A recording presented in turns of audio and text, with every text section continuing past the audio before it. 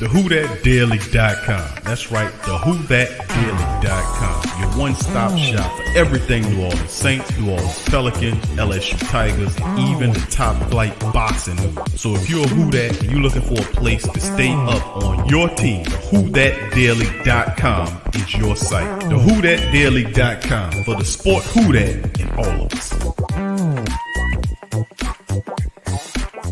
What's up, fam? This is Big Q from the Sports Coma. Much love to the family members. Appreciate y'all. The PRO Media Network is back at it again. Last year, we gave away several PS4s and games. So this year, we're raffling off a PS5. To enter for your chance to win, simply click the link below and fill out all the necessary information to be eligible. Sign up for the raffle. It's $25 to enter. You gain an opportunity to win a system, the PS5 system. Like I said, it's a one remote and everything in it that goes with the full system. These things are hard to come by. It could be yours. Into the raffle today, $25 get you in. There's also a deal when you buy more than one ticket to up your chances of winning. Jump in there. It also benefits the platform as well. So feel free to sign up for the first annual PS5 raffle from the Pro Media Network. Thank you for participating and much love. Big ups to you.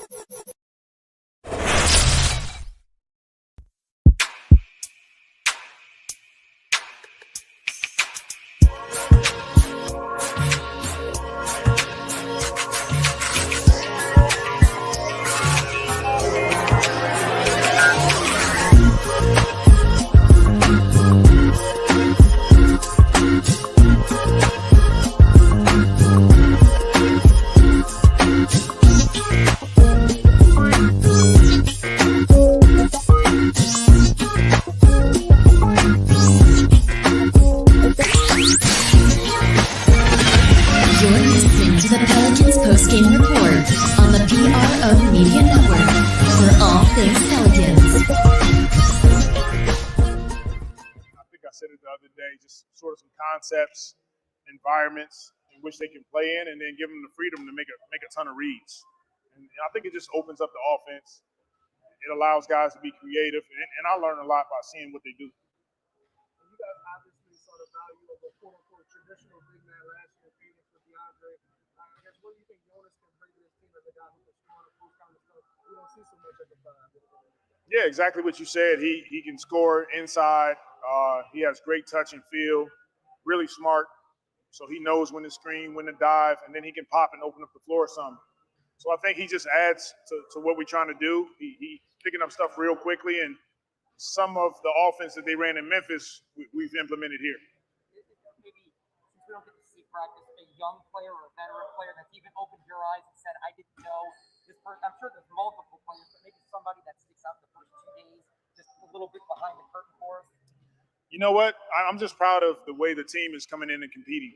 And I wouldn't say one person sticks out more than anybody else, but collectively as a group, these guys are coming in, they're working hard, they're playing together, they're staying connected, and they're competing at a high level, which is what we want. I think that in itself builds your program. Well, you said after yesterday's morning session that the guys really got after it. Could you say the same thing about yesterday's afternoon and this morning session too? Absolutely. It's one of our non-negotiables is that we have to compete at a high level. I think for a young team, it's essential. Competing gives you an opportunity to win games at the end, and these guys are doing it thus far. Now we got another practice tonight. It'll be a little, these guys will be sore, a little tired, and so we got to do it again. And look, it's early, but we're happy with what we see. Hey, really, when you were playing, was that point where you knew you wanted to transition to being a coach, or when did it come? It just happened. I was blessed to come in with a good group of guys in my time in Philadelphia with the Sixers, Aaron McKee, Kevin Ollie, Eric Snow, Greg Buckner, all of those guys, like really, Derek Coleman really just kind of took me under their wing and showed me the ropes, showed me how to be a professional. Later in my career, I was doing the same for other guys, and it just kind of led to me wanting to get into coaching, and I'm blessed and fortunate to have this opportunity. Did you have like a plan B though? Like, what you thought you No. think you'd be doing? Not really, I didn't really have a plan B, plan A. It just happened this way, and like I said, I'm fortunate. I understand how tough it is to be one of 30 in the world. So it's a privilege. It's a privilege, and I don't take it lightly. I was going to say, you've got older guys like Garrett Temple and Sadowski, who's been around a while, and you got some really young guys like Tyra and Trey. If it comes down to minutes between those guys, is it just younger guy, older guy? How do you, is it just a gut feel for you? Yeah, we're figuring it out.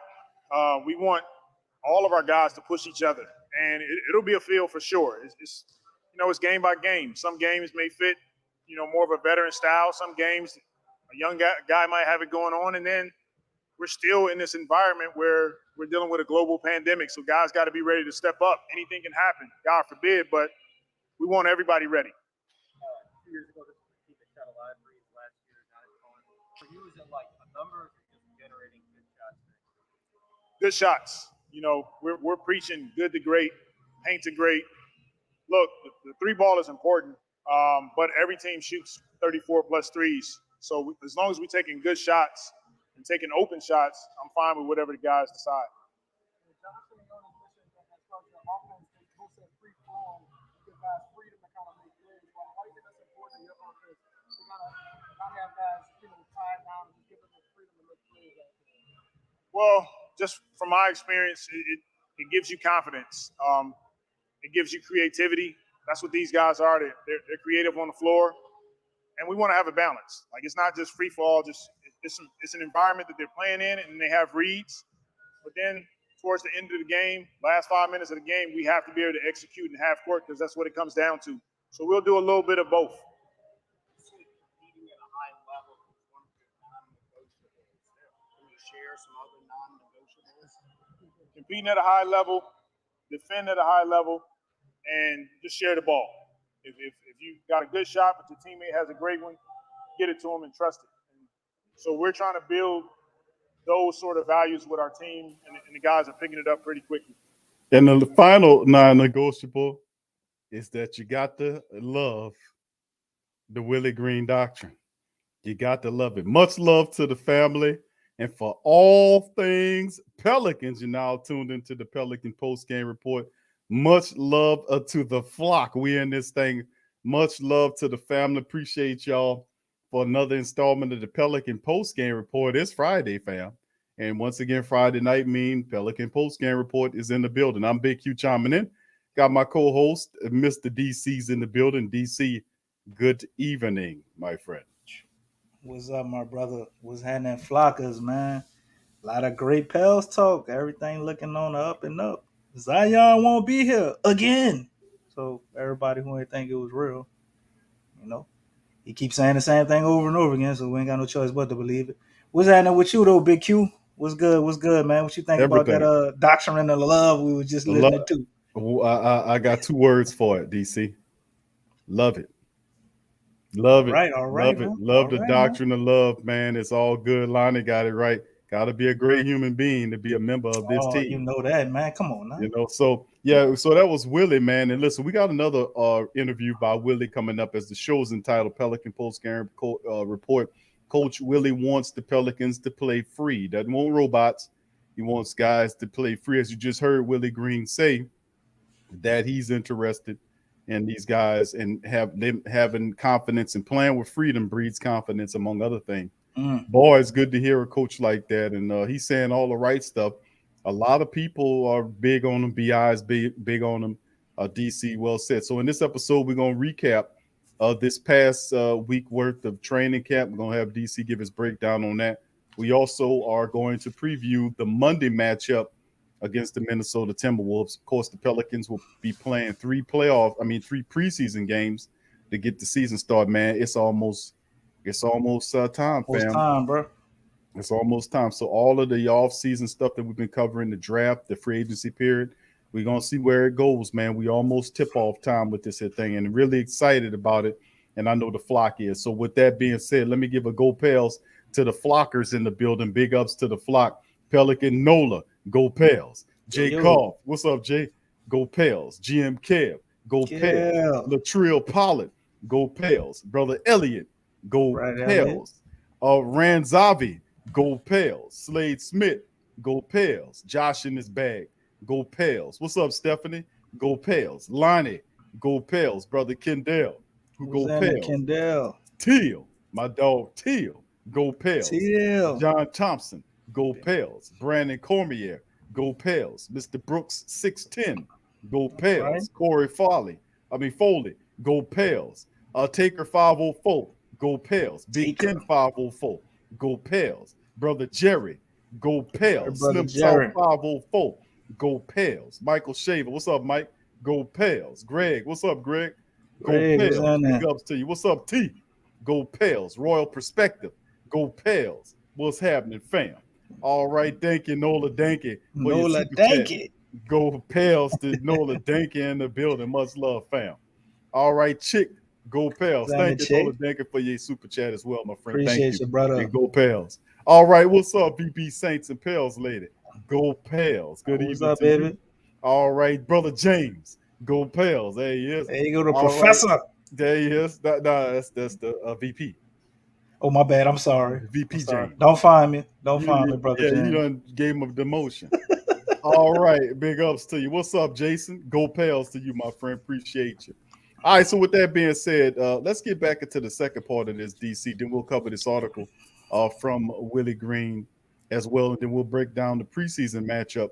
The training camp, what's been going on in training camp with the Pelicans. So without further ado, let's get back into Willie's interview for yesterday. It was actually yesterday. This interview was for. Let's see what he had to say yesterday. A lot of good information from Willie Green, man. Love hearing him talk. Here you go again. We got a good group of guys. They continue to play hard. What's up, They're playing DJ? At a high Go level, Pels. competing at a high level. Right, DJ. A bit of slippage, but that's to be expected. I think that's a little bit because of the night practice last night. How much do y'all do at night compared to the 3 days? For that At lovely night is more smile. execution for us, getting up a lot of shots, locking into the execution portion of the night practice. Morning practice for us has mostly been competitive, defensive oriented, and then getting these guys playing 5-on-5. Is everyone able to go through practice right now? Are there any other like that? Yeah, just Z for right now. No practicing for him. Like, have you started thinking about how you're going to replace Zion's minutes during the preseason games, which is likely not to be out there? And like, what tendencies or approach are you thinking about? Is Zi going to shoulder a bigger load? Going to be more perimeter oriented? I'm not asking trade speak. It's just like a general maybe notion you guys have. Yeah, no, great question. It's an opportunity for somebody to step in and get some meaningful minutes. I know it's training camp, but we're evaluating, who's going to be our rotation guys, and so. I imagine that can be any one of our wings at this moment. And then when he comes back, that's one extra piece and weapon that we'll have to be able to play. Right now, we want to play how we play. We want to play with pace. We want to play in 0.5. I know you guys have heard some of these terminologies. And then we want to take advantage of, Brandon and Jonas and Z and Devontae's ability to attack the defense. I know a couple of years ago, Brandon played a lot of 4 when Zion was out. Are you guys comfortable shifting him up, or is that even something you're thinking about right now? I think with Brandon, you can play him in a number of different ways, 4 being one of them. But he really can play 1 through 4. He'll have the ball in his hands at times. He's really good in pick and rolls. He can take you down to the post. The thing for him is that he's put on some muscle so he can guard bigger guys and heavier guys. So we'll move him around a bit. We heard a lot about Herb's defense, and obviously you got to see him up close in Vegas. How's he adapted these first 2 days of training? He's been really good. He just inserts himself into whatever we're doing, and he knows how to play. He knows how to play. He knows where to be. He has a knack for the ball and great instincts. High level IQ guy, and Herb has a bright future in the NBA. He shot the lights out today. So both of those guys, they're 3 college players, so they're coming in right away, and we believe they can impact this team. Is Trey somebody you think could be in that starting mix, whether it's 2, 3, like, is he somebody you think could slot in there? We don't know yet. Like I said, we're evaluating all of our wings and guys that can fit into that slot. He's one of them that we're looking at, and it's been competitive. So right now, I know I'm not giving you the answer you want, but he's one of many guys that we're looking at. It still works. Yeah. His versatility, how does that help in terms of what he can play? Same kind of thing. It helps tremendously. You know, the league now is about versatility. It's about how many different players and positions that you can guard. Trey is a guy that can do that. Herb can do that. Brandon can do that. Najee Marshall, Josh Hart. So we have a number of guys in wings. Garrett Temple that can guard multiple positions and play multiple positions. It's really helpful for us because we can just move the pieces around. Do you have any opinion on this ongoing thing with unvaccinated players in the league? Is that something you guys have talked about as a team? I guess where do you stand on that topic? We haven't really talked about it. Not much. And I really don't have much of an opinion or thought on it. You know, I try to stay out of that conversation because, you know, everybody has a different perspective and preference. Just from the outside looking at like the two rookies you got, it seems like they both kind of just understand what the role is going to be in the NBA. And being in it, does it feel like that? Like these guys understand, like, hey, here's how I can help the team and contribute? I think they're learning, and that's the key, is that they have to come in and continue, as I call it or we call it, is win the day. And that's different every day for them. Some days it's coming in and getting treatment. You know, some days it's offensive rebounding or not turning the ball over. We got really good players, Trey, Herb, that can play. We expect them to continue to grow, and we want to help them and put them in positions to be successful.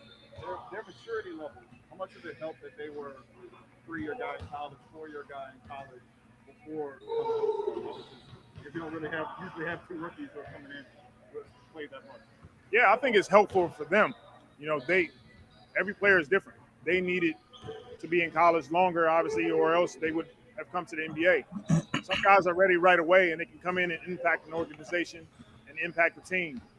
But it helps. It helps because of who they are. They can come in right now. They know how to play, really smart, know how to make reads, and they're raising the level of our play here in practice. Would you say Summer League really helped too? Because think back to a year ago when the rookies coming in, they didn't have that before. Absolutely. It was tremendous. I can see growth in all of our guys, especially the guys that were in Vegas with us this summer. They're picking things up right away. Nashville helped out a ton. And like I said, I'll continue to reiterate it, but we have a really good group. And the thing for me is that they're playing together and they're playing hard. Playing with love. That's the Coach Willie way. And that's when you heard Coach Willie say a lot of stuff. DC, let's delve into what Coach Willie was breaking down. Have at it, my friend. He basically described a team, man. You know what I'm saying? Something we ain't really had in a while. With communicating, going back and forth with the coach, and not a coach just trying to dictate and tell you this or that, or a coach who don't have no aspect of discipline and structure to what they're doing. You know, so the Pels went from having a guy with complete lack of discipline to, you know, they just all over the place doing what the hell they want out there, or not knowing what they're doing, to having a guy who had a very extreme what's the word I'm looking for? Non-moldable or bendable style of coaching. Very dictative in what he wanted to do, even though it wasn't working. And kept hammering his point home to now Willie Green, a guy who seems to be a kind of blend of both of the two. He wants the guys to play free, but he also wants them to play within a structure. I mean, as he spoke on with the 0.5 way of playing, I don't know if everybody probably knows what that is, but they want pass, shoot, or drive the ball within 0.5 seconds or less. I don't know how you do it in less, but that'd be damn good too. So everybody's looking to share the ball and play unselfish. And these guys have already started to gel. You heard them talking about Vegas and also Nashville. So Brandon Ingram and Trey Murphy were running 5-on-5, pick up the games together. You know, you had NAW involved in all of that. Zion was the only missing piece, and now we're finding out it was because of injuries. You know, he injured his metatarsal. So that was the only reason he was missing in action. It wasn't because he didn't want to go or had too many promo things. So you're finding that out. And now you see him keeping that same chemistry as Willie Green spoke to, that they're starting to build. They're keeping that chemistry with with the practices now. You know, everybody I hear interview and talk about Willie Green, they talk positively about him. You know, players have nothing but good stuff to say about Willie Green, and they seem to be taking to what he's trying to do very well. And we're hearing a lot of positive things come out of this. Every time I hear him talk, man, I just get more excited and I have more faith in this thing working out. Yeah, he does have a way with words, to be honest with you, and he definitely calmed down the room, and especially and then the big part about it is he's his questions. When they ask him the questions, his answers are spot on, as opposed to the confused Van Gundy who was polling the damn reporters for help. I don't know. You guys tell me. What do you think? How many times he said that shit? Oh, I guess so many times it just made me sick to my stomach to hear it. I thought he's supposed to have. They played awful. Why did they play awful, Van Gundy? Your guess is good as mine. What do you think, Coach? Any fresh ideas that I could borrow that I'm not gonna fucking use anyway? Man, speaking on him, Q, I don't know if we got a segment where we're gonna touch on him during the show, but I want to put this out here. Go ahead, bro.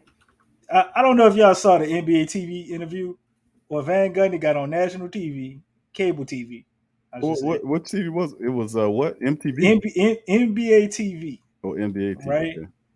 I didn't watch this live. This came. People start posting stuff on Twitter. It came across my Twitter, and he gets on there and he says he thinks NAW is going to be a breakout player for us this year.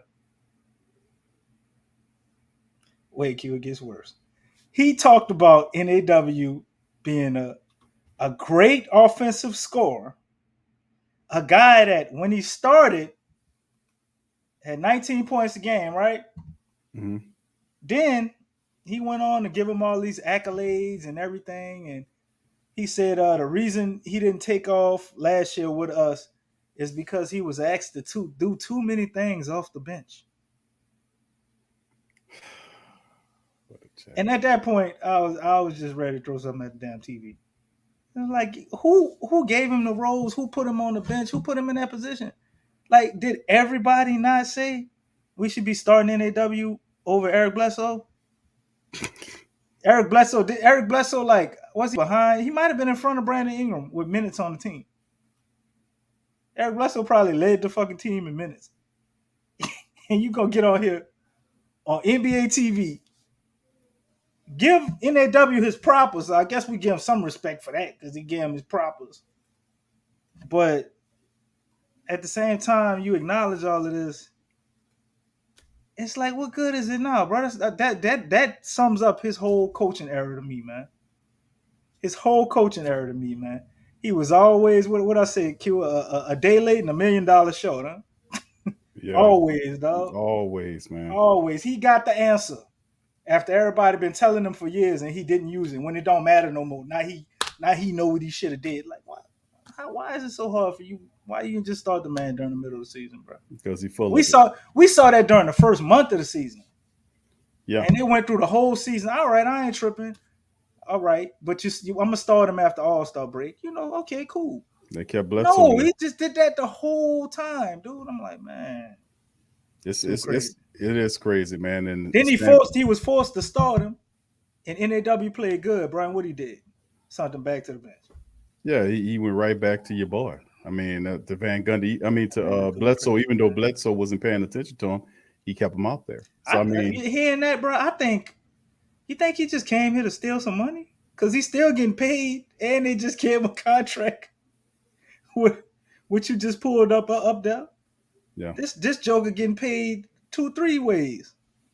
Well, you can get that to that idiot. The octopus, that he the one that went and pulled that some bitch off the bench. He shouldn't have came here. Shouldn't have had him up there. But anyway, let's move into our current coach. Rod said NAW wasn't good at building a fucking wall. Neither was Van Gundy. For that matter, he wasn't either. He did speak the doctrine of the bleeding sword. He don't feel. You're right, bro. Let's get into this one right here, fam. About the article. This is from Christian Clark. We don't want robots. We don't want robots. We don't want he said, we don't want robot our guys. Willie Green wants the Pelicans to play free. Let's get into this. And over the summer, the New Orleans Pelicans had a red semicircle painted onto one of the courts at their practice facility in Metairie. It stretches from sideline to sideline and sits a few feet behind the 3-point line. It's called the 4-point line. Uh-oh. Its purpose is to incentivize players who are shooters to fire away, even when they're standing in what used to be basketball's no man's land. And as you can see, some of the footage here of the Pelicans have a 4-point line. You won't talk about the Pells to really stepping this game up, man, and doing this a 4-point line. That's pretty intriguing, that DC, to be honest with you. Mm-hmm. The 4-point line is really for spacing. That's what Coach Willie says. For us, we want to be spaced out. Deontay Graham. That's what I'm say. Devontae Graham. But also we have guys who are capable of shooting from that distance. A combination of that spacing and that ability to shoot is really tough on the defense to guard you. They have to guard guys who can shoot and have to guard guys who can guard our penetration. Wednesday, the Pelicans went through their second training camp practice at this stage. Green is trying to instill basic offensive principles: proper spacing, snappy decision-making, unselfishness. All have been early points of emphasis. Quote, freedom, end quote, veteran wing Josh Hart said. That's the biggest thing. We didn't have that last year. We want everyone to be a threat to make plays for others. I think it's the biggest thing, that freedom. Hart said he felt like the Pelicans became stagnant on offense last season. Star forward Brandon Ingram and Zion Williamson were the engines to the New Orleans attack. While that won't change, Green has encouraged all his players to be aggressive at the right moments. Quote, we don't want to robot our guys, end quote, Green said. We want to give them the sort of some of the concepts, environments in which they can play in, and give them the freedom to make a ton of reads. I think it just opens up the offense. It allows guys to be creative. I learned a lot by seeing what they do, end quote. It's difficult for Green to know exactly what he has yet because Williamson is sidelined with a right foot fracture. Monday, the Pelicans said they are optimistic he will be back on the floor in time for the October the 20th regular season opener. Once he's fully healthy, the expectation is that Ingram, Williamson, and Jonas Valanciunas will start together. Williamson and Valanciunas are both skilled interior scorers. Their pairing should mean the Pelicans rank near the top of the NBA in paint points for a second straight season. What Green can do to help prevent the floor from getting clogged when Williamson and Valanciunas share the floor is a storyline to monitor. Quote, just play free, end quote. Valanciunas said about his first two practices with Green. Quote, a lot of random action. Surprise your opponent. It's only day 2, a lot of days in front of us, but so far we're playing free, end quote. The Pelicans starting backcourt is still to be determined. Devontae Graham, who came to New Orleans via signing trade, shot 37.7% from 3, nearly 9 attempts per game last season. His willingness to fire from deep, standing still or off the dribble means he's likely in line for big minutes. Quote, it's bad because I'll be stopping behind that line instead of the regular line, end quote, Graham said at the 4-point line. Quote, no, it's good for spacing and stuff like that. You just have to remember it ain't the real line sometimes. Hart, NAW, and Tomas Satoransky will also vie for minutes at the guard and on the wings. The Pelicans have more depth at shooting guard and small forward than they had in several seasons. Rookie forward Trey Murphy impressed at the Las Vegas Summer League, and he's flashed his ability as a floor spacer who can defend. Second-year forward Najee Marshall is capable of ball handling and playmaker, who also shown he can be a defensive plus as well. And Coach Willie said, we're figuring it out. It'll be a feel for sure. It'll be game by game. Some games may fit more of a veteran style. Some games a young guy might have to get it going. In 2019-2020, the Pelicans averaged the NBA's 7th most three-point attempts per game, almost 37. Last season, they fell to 25th with 30.4 in that category, a dramatic drop-off. Green said he's more focused on generating quality outside shots than getting up a certain number. Good shots, Green said. We're preaching good to great, paint to great. The 3-ball is important, but every team shoots 34-plus threes. As long as we're taking good shots, open shots, we're fine with whatever the guys decide. So there go Willie Green in there, DC. Well said by Coach Willie in there. And as you can see, the buzzword of practice is freedom. Freedom. And Jalil, thank you, Jalil. Thank you, Jalil. And he says, Bill the effing ball, guys. Butterball out here being all types of contradictory. LOL. What up, Flock? What up, Big What's Questionable happening? and Floyd Mayweather Jr.? You thought I forgot. Thank you, Jaleel. Much love to you, bro. Thank Jaleel, you for your man, super always chat. Much coming with love. it, huh? Much love to brother Jaleel, man. Appreciate you. Yeah, All right, but DC, Q, let's get in there. won't love conquer all? So love will set you free, right? Love, well, yes, if you Right. accept that as your doctrine, yes, Come on, it Coach can be Willie, a state. tell us a It little bit can about be a state. how love is setting this team free in practice. But see, that's Coach Willie was when we played a couple of interviews for him, and that's pretty much when you talk about those principles that Willie was talking about, all the derivatives of love, DC. If you think about it, he talked about unselfishness.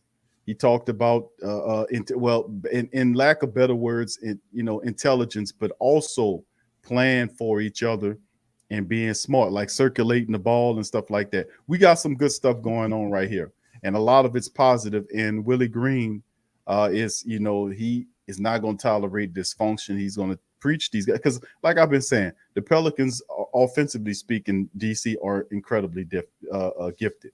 The spacing issues, Willie Green has the key. Can he implement it? The spacing issues that we talked about for many years. You got Valachunas I don't there. think gonna have any Q. This is the year where we get rid of those spacing issues, DC, where we be able to see Graham puts it. And NAW, which is another caveat, is NAW. You heard Coach Willie said in the second interview that NAW is looking pretty good. Trey Murphy's looking pretty good. Straight Jacket Jones out there looking good, doing his thing. And while Willie was talking in one of the interviews, you seen William Gabriel shooting threes out the wazoo. While Willie was talking, William was back there firing up them threes. So, like I said, man, we got a lot to be Jackson excited Hayes' about. shot is Jackson nice as Jackson well Hayes is now. improving. He's serious too, man. After what happened to him out there in California, he had a kind of a come to Jesus moment, so to speak, a reality awakening moment, and he's translating it, and you can see the seriousness in his game. So let's get into that, DC. Let's talk about that article, and of course, what Willie Green was talking about, guys playing free, and of course, you heard what Josh Hart say. He pretty much said what we were saying all damn season, that the Pelicans weren't playing free. Josh Hart confirmed it in this, and now they are. So Valachunas said it. All these different players are saying as well. It's very good. So let's get into that.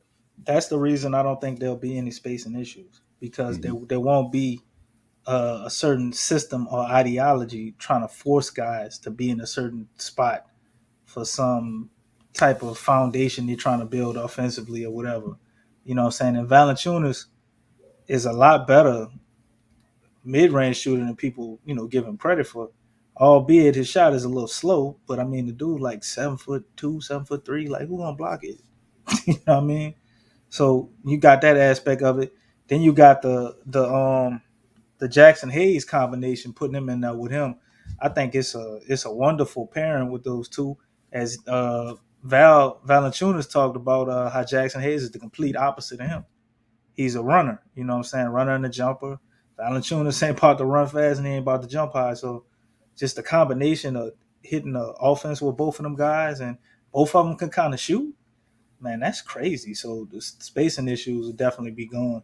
And coach just going over the philosophy, man, it's great. Like, cause you're gonna get real basketball, man. You're gonna get a lot of these players when they playing I think in these situations and they got these plays and they overthinking, and we wonder like, why Kyra looking like this?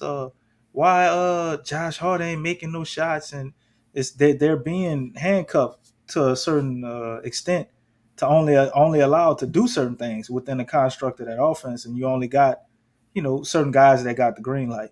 But you don't want to have the opposite thing too, where you have a guy who really ain't that dude like that, and he just pulling up, taking shots at the wrong time and all of that. So it's a fine line, but I think they'll be able to figure it out, man. And I think this style of offense, to me, is really going to help Brandon Ingram. We all looking at Zion and thinking about what Zion going to be. Zion going to be what he is no matter what. But this will help Brandon Ingram get a lot of easy buckets, man. And him putting that weight on, you know what I'm saying? And then the team gelling and they playing the way they playing, everybody playing unselfish. Trey Murphy is hitting threes like crazy. You heard Coach talk about NAW. You just put him up there, man. NAW looking like one of the best guys in camp. That's what I keep hearing. He's looking like one of the best guys out there. Like he's impressing more than anybody else. So, Yep. this is a great thing. The fact that we don't know who gonna be in the backcourt. That's the coach problem. That's Coach Willie problem. He gonna have to see who he loved the most, because that ain't got nothing to do with us, man. It's a good problem to have. And to be honest, at this point, from what I'm hearing, I don't care who they start. Out of them three guys, out of Trey Murphy, out of Devontae Graham, NAW, I don't care which one of them they start, but you better have at least two of them out there. I know that. Two of them need to start because all three of them are lethal shooting the ball, man. And that guy right there, we talking about this 4-point line. We ain't gonna sit up here and act like they ain't put that 4-point line there because of him. You know, Devontae Graham, what you got up there, Q? Fun arbitrary data grouping over the last 2 seasons. Damian Lillard and Devontae Graham are the only 2 players to take 7+ 3-pointers a game. Hit 37% of them while averaging 5 assists. Efficient high volume shooting and good playmaking are rare in this pairing in the NBA. So we got a guy that you won't say what you call him, a great value version of Dame Lillard. I wouldn't say that, but you know, his game is similar in that aspect to Dame, man. And I mean, I don't care who he is. That's a hell of a compliment. That's a hell of a guy to be compared to, even if you're not as good as him. But just to have some of those qualities offensively is a lot. Dame is a guy, we don't know Dame Lillard for playing defense. Right. I can't tell you a bunch of defensive plays he made. People be saying he one of the best players in the game. So that tell you how good he is offensively. And we got a guy on our team that got a skill set similar to him, man. And that's crazy. And then you look at that, what you put up, that the size, man. We could run a 6 with nobody damn near under 7-foot wingspan. Almost everybody. NAW beat a point guard with a 6'9.5" wingspan. That is crazy. That's crazy, bro. That's hard to score on. And then you look at all them guys, Q. All of them could give you a double-double. Easy. All of them.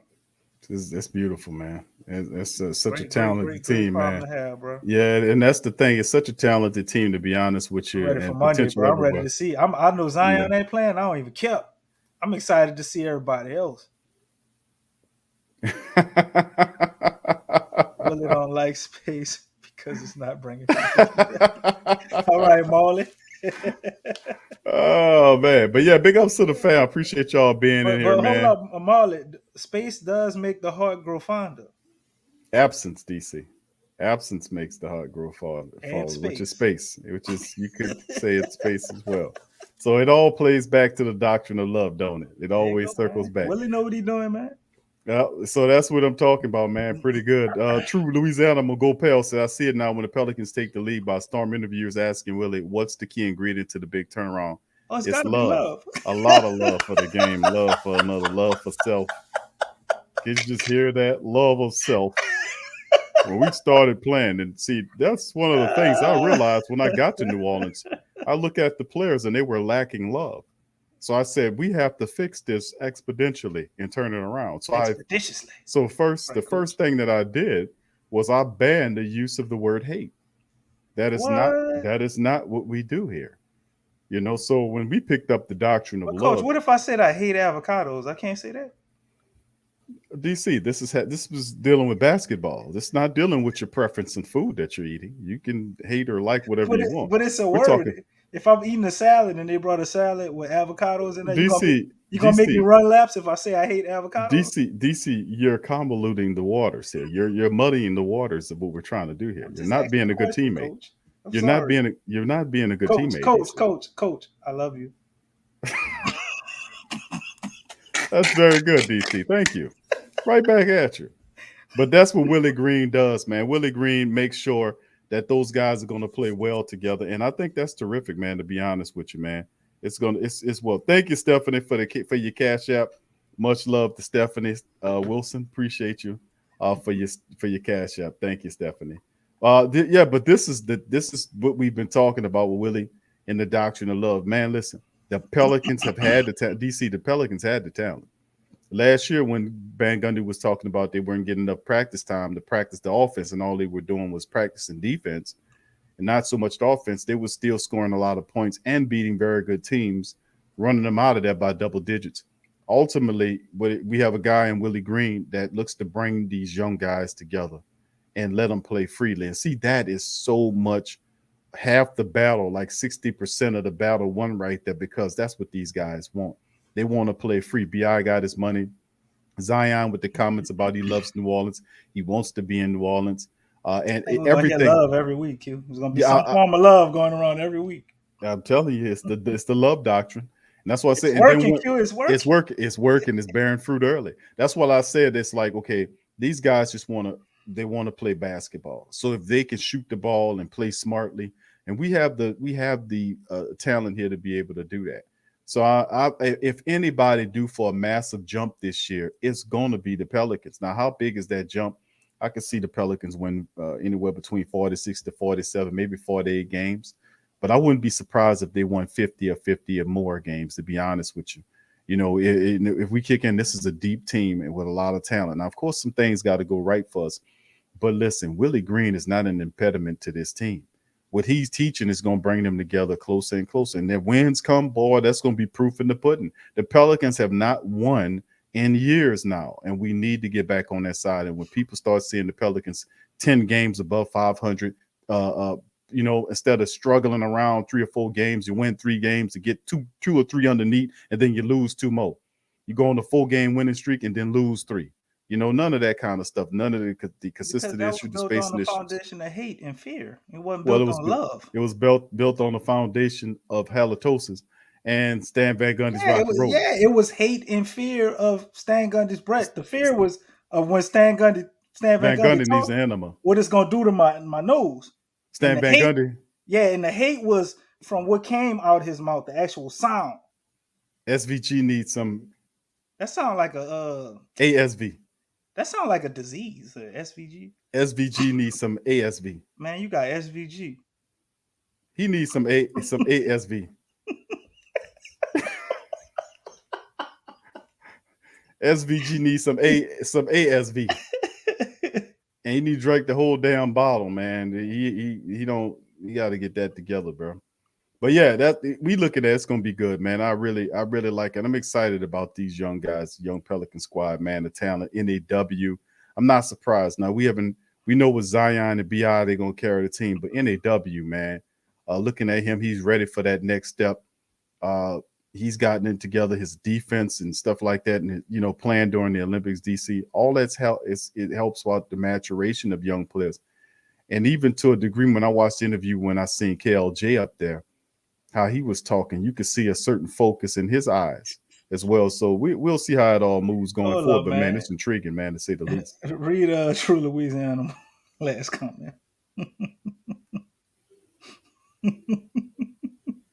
Willie would tell Stan, your toothbrush loves you, man. Why don't you love it back? I mean, for real, dude. Yeah. SVG cool, needs some cool, ASV. bro. He needs some apple cider vinegar. That That's is ASAP, cool, man. ASAP. But yeah, man, this is going to be fun to watch, man. The Pelicans this year, man, and we're going to see what goes on with Willie Green. But DC, let's move to the next stage of the show, man. Let's preview this matchup with the Minnesota Timberwolves, man. Of course, this game is October the 4th at 7:00. The whole flipping Pelican Nation will be tuned in to watch Willie Green's and they're gonna floor be takes riled the up court. after watching the Saints tear down the Giants, turn them into little men. And then later on that night, turn on and watch the matchup here. So I mean, this is going to be a really good matchup, man. Going up in here on Monday night after we take care of business on the Giants. So I mean, let's preview this game. Of course, we know with the Timberwolves coming into this thing. Let me see if I can pull up their depth chart here. But they ain't nothing to laugh at neither, man. The Timberwolves ain't gonna be no joke this year. No, the Timberwolves have given us some problems last year. Remember, I don't think we beat the Timberwolves last year, did we? I won't say no, we didn't. We didn't beat the Timberwolves last year. The Timberwolves, you know, what's his name? Man, the kid from Spain, Ricky Rubio. Ricky Rubio. About wasn't he there on that squad? No, I think Yeah, he was. I'm not sure if he's still there though, because D'Angelo Nah, he Russell ain't there. is That not was gonna be last year. hurt, and Yeah. they got Patrick Beverly now. You know, Malik Beasley was in and out last year. They got him back. Then you got Ant Man, got Carl Anthony Towns. You know what I mean? And well, not Nas Reed. If he's still not on their team no more, because Nas Yeah, Reed James said we give us beat him. problems, man. Zion had 38. We beat him in OT. That's right, James. Thank you, bro. But yeah, but they had a game where we thought we was trying to be in contention. I remember we came and we lost, if I wasn't mistaken. Then we lose to Detroit, and then we played to them and we lost to them too.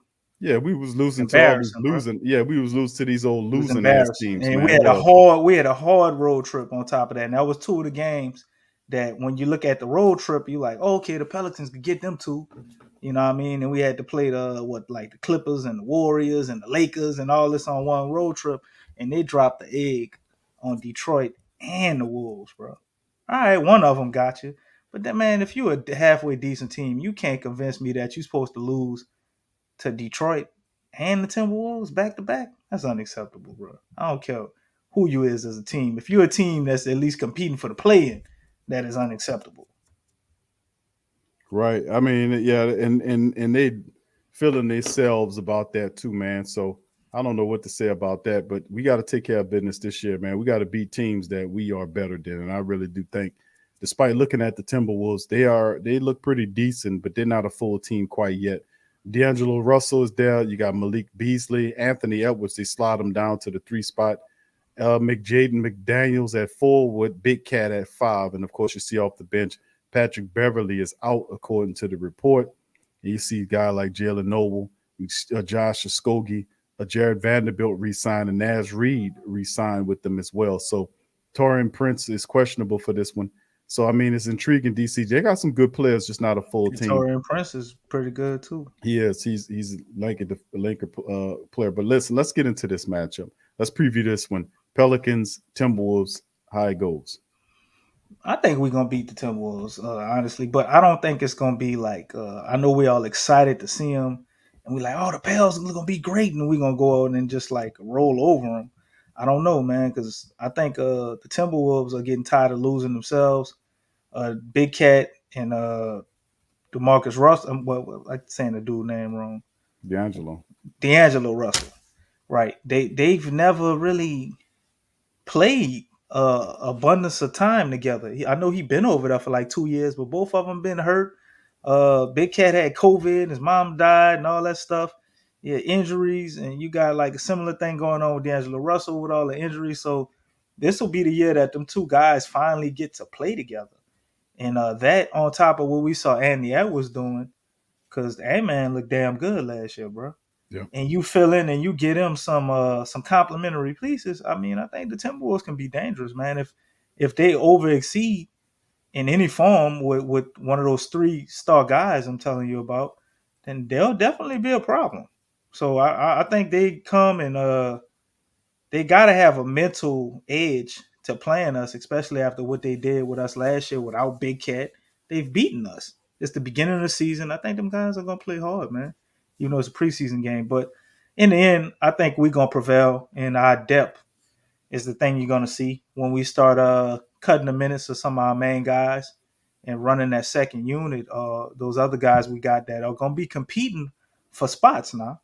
This preseason game, this ain't the Alvin Gentry team we had. These guys are competing for a chance to actually play. They're gonna get into a rotation. We ain't going 6 and 7 deep. You know what I mean?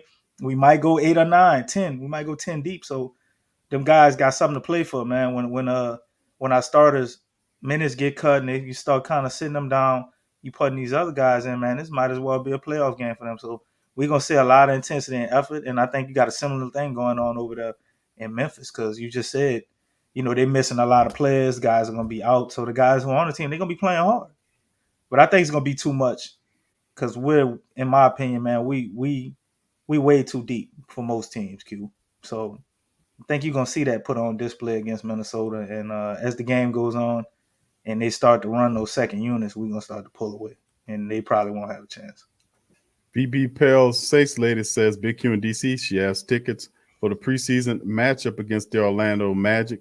Wednesday, October the Okay. 6th, Section 125, Row 25, seats 12 and 13, and know anybody who wants to go.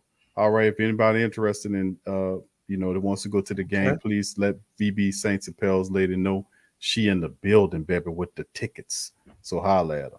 All right, thank you, Right. thank you, Appreciate thank that, you, Queen. baby. Thank you, Queen. Roy Jenkins says only 1 year Delo were traded at the end of the 19, but the Wolves were not in the bubble. All right. Right. Thank you for that, Roy. Right. All right. So, yeah, DC, as I just, when you were talking, we had the Pelicans depth chart up. As you can see right here, they got one there with Devontae Graham at one, NAW at two with BI, Zion, and Valanciunas. See, Zion wasn't experienced. He wasn't experienced enough love, Q. Everybody who was around all that love all offseason, ain't none of them hurt. Yeah. And see, that's the thing, too, man. With Zion, and I would love to see what he did for summer. I wonder, as we get in there, they ask him, did he spend any time? Did he go up there and see They got an Mailman? interview. An interview came out tonight, man, with Anthony Daniels and Joe Myers, two guys that host the Pelicans games. They did an interview with him on Sirius Radio. It came out 7:00 tonight, live, but I don't think they posted the full interview to the public. And he gonna talk about stuff like that. I heard a little preview of it, and he talked about how he's improved his jumper and his mid-range game. So it's nice to hear that. So Zion got some more stuff in his bag that he's gonna be pulling out this year, man. Yeah, and if you take a look at the depth chart, of course, Zion won't play in this in any of the preseason matchups. But you see the depth chart all the way back to the fifth string, and you see Thomas Satoransky behind Graham there, and of course you see KLJ in both guard positions. NAW's there. You see Trey Murphy, the third there at the 2 and 3 position. And then, of course, you look at Zion Williamson. They're looking at the potential backup in Najee Marshall behind him. And when you see Wenyen Gabriel there, Jackson Hayes is in Willie Hernan Gomez is behind Valanciunas at the center position. Josh Hart behind Ingram there. And Garrett Temple, you see him at the 2 and 3 for the fourth. So they'll figure and work out all of this stuff and figure out what's the best lineups. And like we said, and I've been saying, I think as the Pelicans kind of grow and move, you start seeing the DC. The freedom. No. And the love. No. Wait, what we start seeing that? You're going to start seeing the Pelicans employ a. I'm not doing it, bro. It's not, they don't have nothing to do with you, bro. It's the team. They're going to be doing what, DC? Come on, DC. You tell me. Since you know, I struck out, bro. I struck out. Let's let the family know. So DC is full of it. Oh, Jazz, you say you seen that interview with Zion, huh? He worked on his floater and his mid range. Okay. All right. That's dope. If you listen to the whole thing, James, did he mention Karl Malone in there? Did he mention anything about Karl? I don't think he would mention that. If he did, Zion strikes me as the dude as when he win MVP or something like that, he'll mention it like way later. You know what I mean? Let's get back because I don't want to lose this. DC, when the Pelicans start using these different rotations, this will be called a what? Very versatile roster.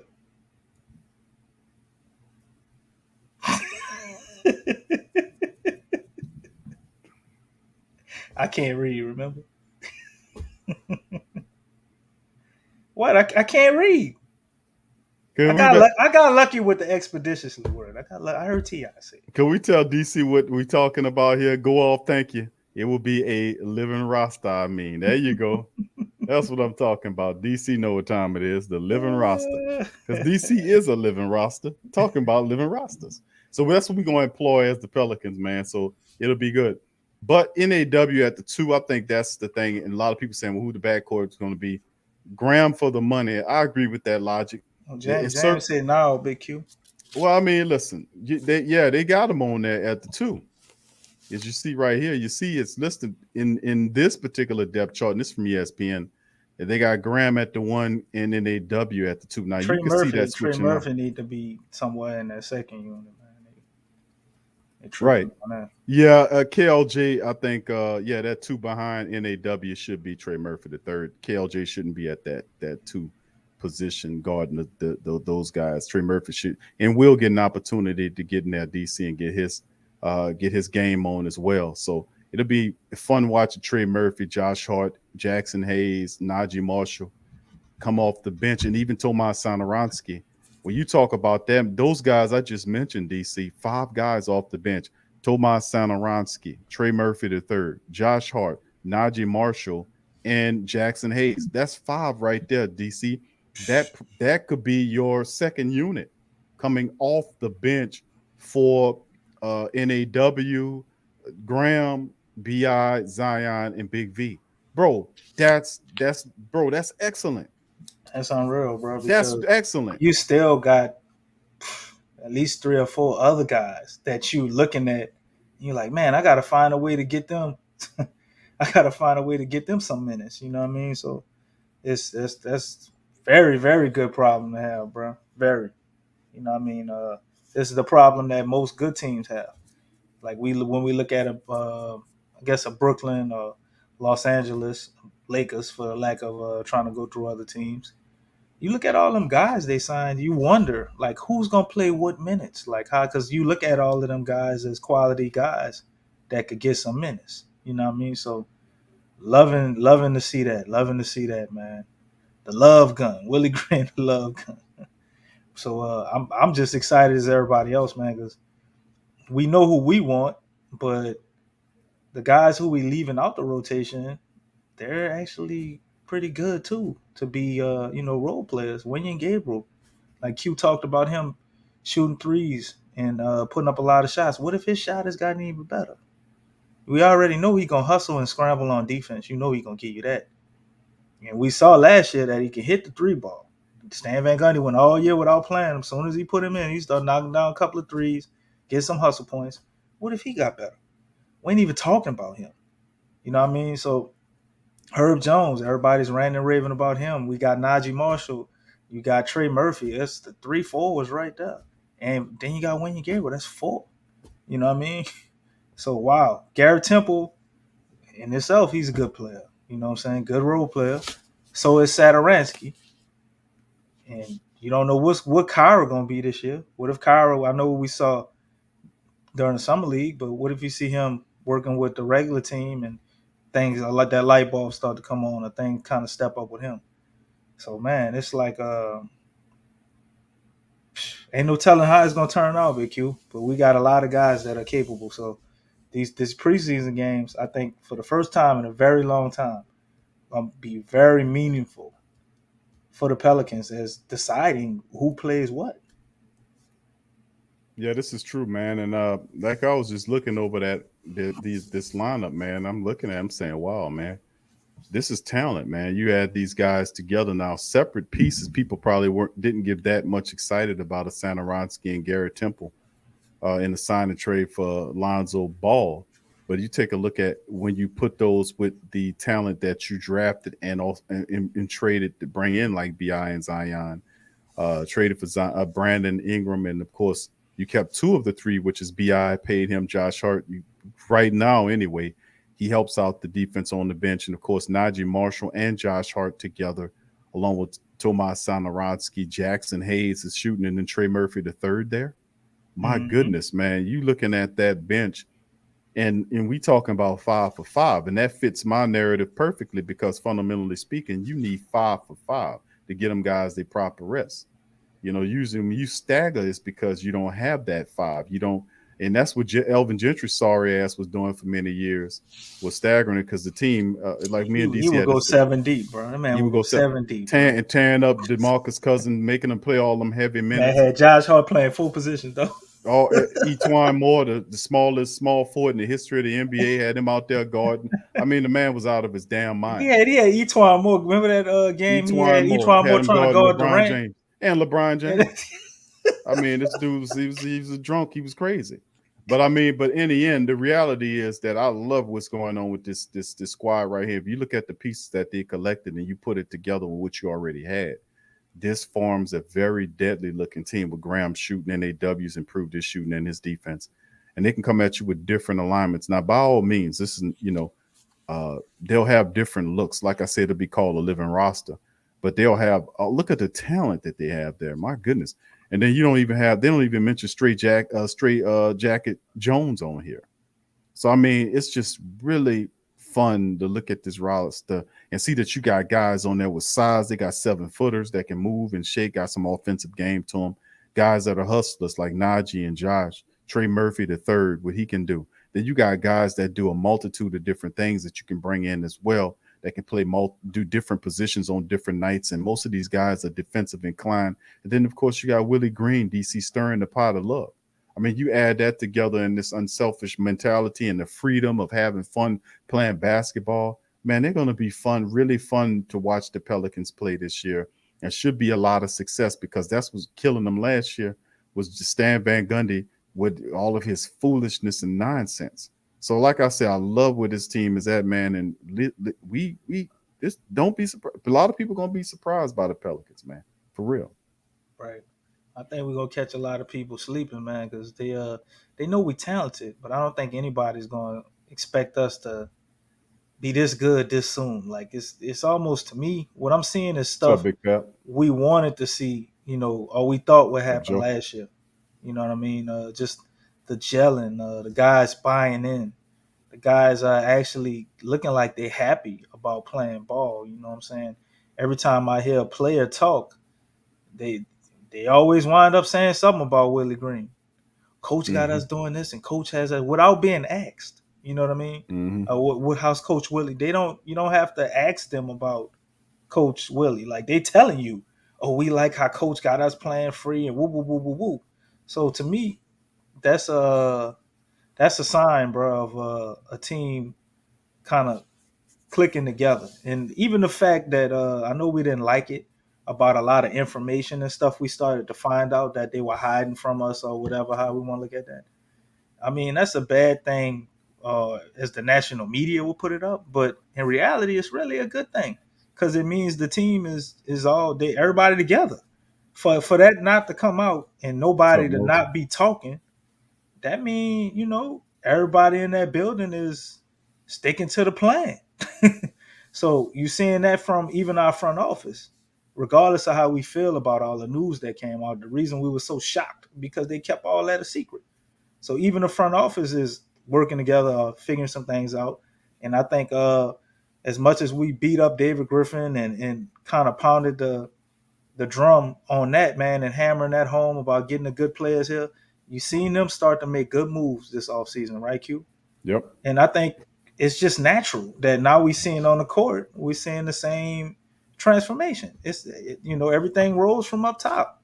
So when they got things together up there in the front office, David Griffin maybe staying in his office a little more, stepping back a little more, allowing people to do what they do a little more, and we seeing the fruits of that now with him not hiring a coach this time, letting somebody do it who he figured would be better than him, and Trajan Langdon.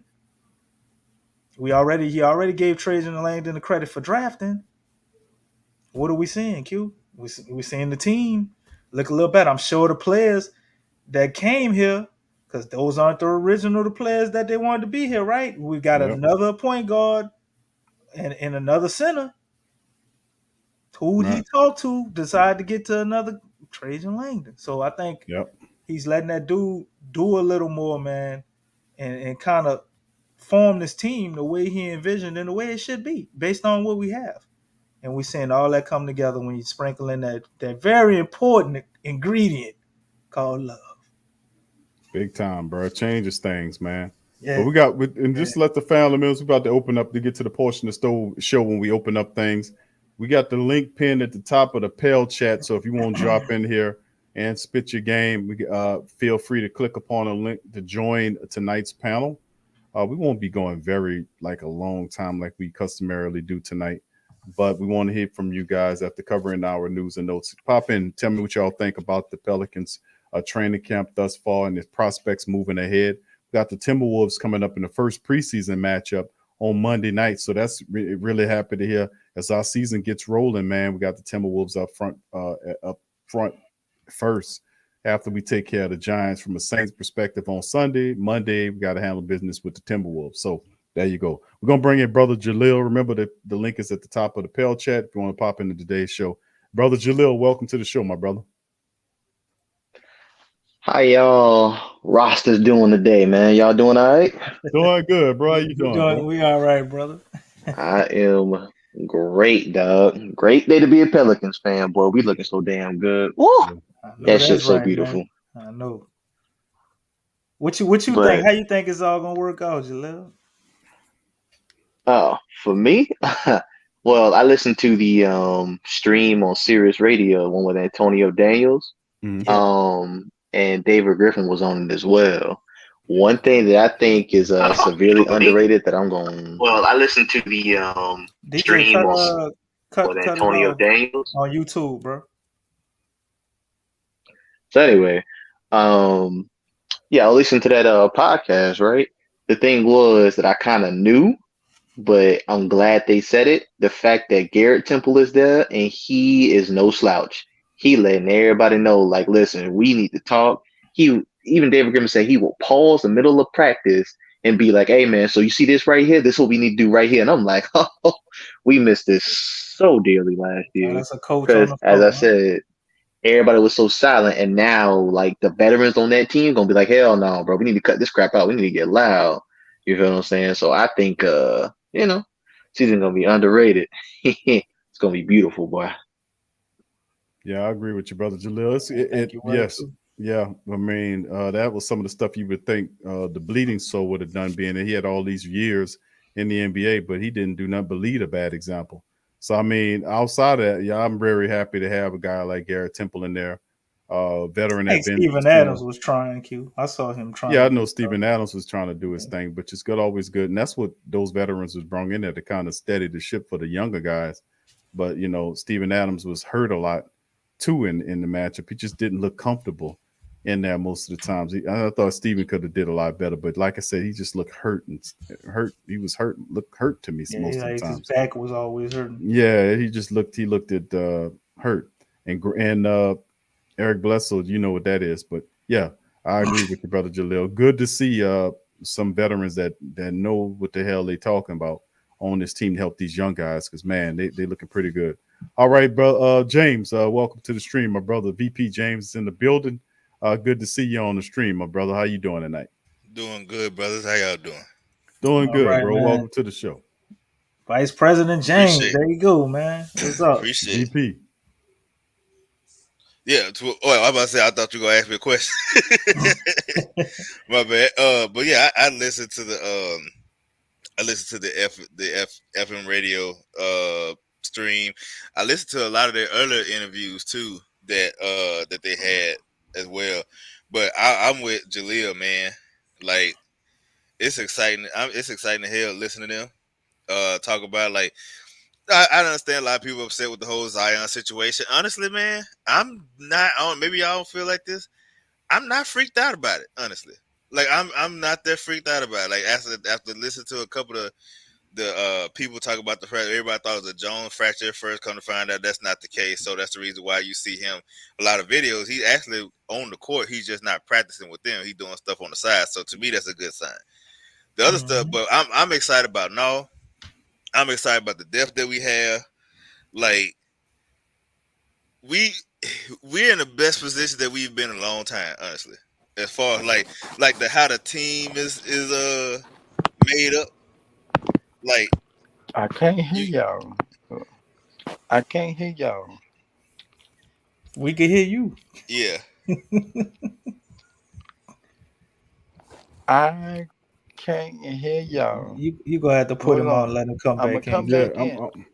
Yeah, do that, DJ. All right, I'm sorry, James. Go ahead, brother. No, you good. Yes, man, DJ.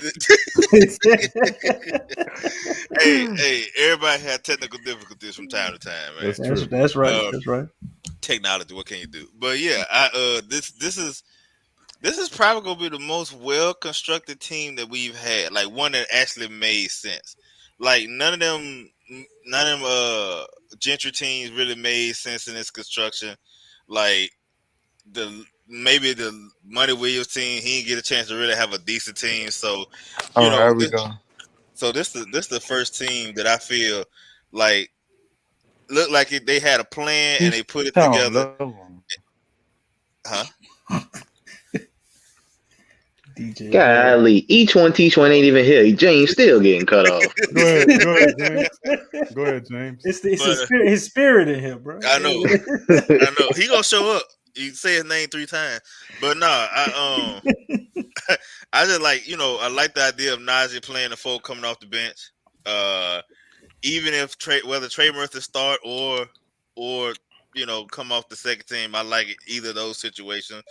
I also like the whole idea of Josh Hart playing his 2 position instead of having him on like dudes that are obviously 8 inches taller than him. So that's the thing that I like most. And like I said, you ain't got to worry about staggering Ingram and Zion. You can have both of them sit down at the exact same time, but then now you could play 1 in 4 out. Like Jonas is in the middle, and then everybody else is on the outside, probably working in or shooting or whatever. So they got all kinds of options. That's right. Yeah. You're right. All kind of options, bro. Living roster. All right, DJ, coming to you, bro. What you think about the Pelicans training camp and prospects heading against the Wolves? Oh man, I can't wait till Monday. You know what I'm saying? I can't wait. Yeah, that is Monday, huh? Okay, yeah, I can't wait till Monday. I think we got a good little squad. I really do. I really do. I mean, Trey Murphy, he about 6'9". Then you got Harold Jones. He's another. I want to say he's a better shooter than Najee Moore. So, okay. Um, we got Devontae Graham. Just to let everybody know in the chat and in the panel, we did not replace Eric Bledsoe with. I mean, not Eric Bledsoe. We did not replace Lonzo Ball with Devontae Graham. Devontae Graham is replacing Eric Bledsoe. Let's get that straight. So, with that being said, we got a good. I don't know. My thing is, who gonna run a 1 and a 2? Cause that's. I know Devontae Graham and Nikhil is fighting for that number 1. I mean, whoever don't get it, they're gonna play that number 2. That's my main concern. I mean, cause like in game time decisions, if I need to stop or like I want to say like like a real defensive play, I would have Nikhil, Garrett Temple, Josh Hart, Murphy, and Jonas or something like that. Like I don't know. Like I really think we got a good squad. I really do. I can't wait till Monday. All right, I'm really excited too, man. Just to see, like when we looked at the summer league, man, and seeing what Willie Green was able to do with those young guys, man, that was impressive. They went undefeated in the summer league, and they were handling business. Intensity of it, though, man. I mean, they were talking. It, yeah, that's what I'm saying. It was it was impressive to see him take those guys and they be out there communicating with each other, and guys that you didn't know their games but that good excelled and got better. And like Coach Willie said in the first interview we played tonight, the fact that he said that their summer league helped because a lot of what they were running in training camp, those guys were able to pick up on it, so they kind of got a head start in that thing. So it's just intriguing to see if you can get the young guys to get on that. Then I can imagine what he can do with BI, and once Zion gets healthy enough to be able to contribute, it can be just on that level.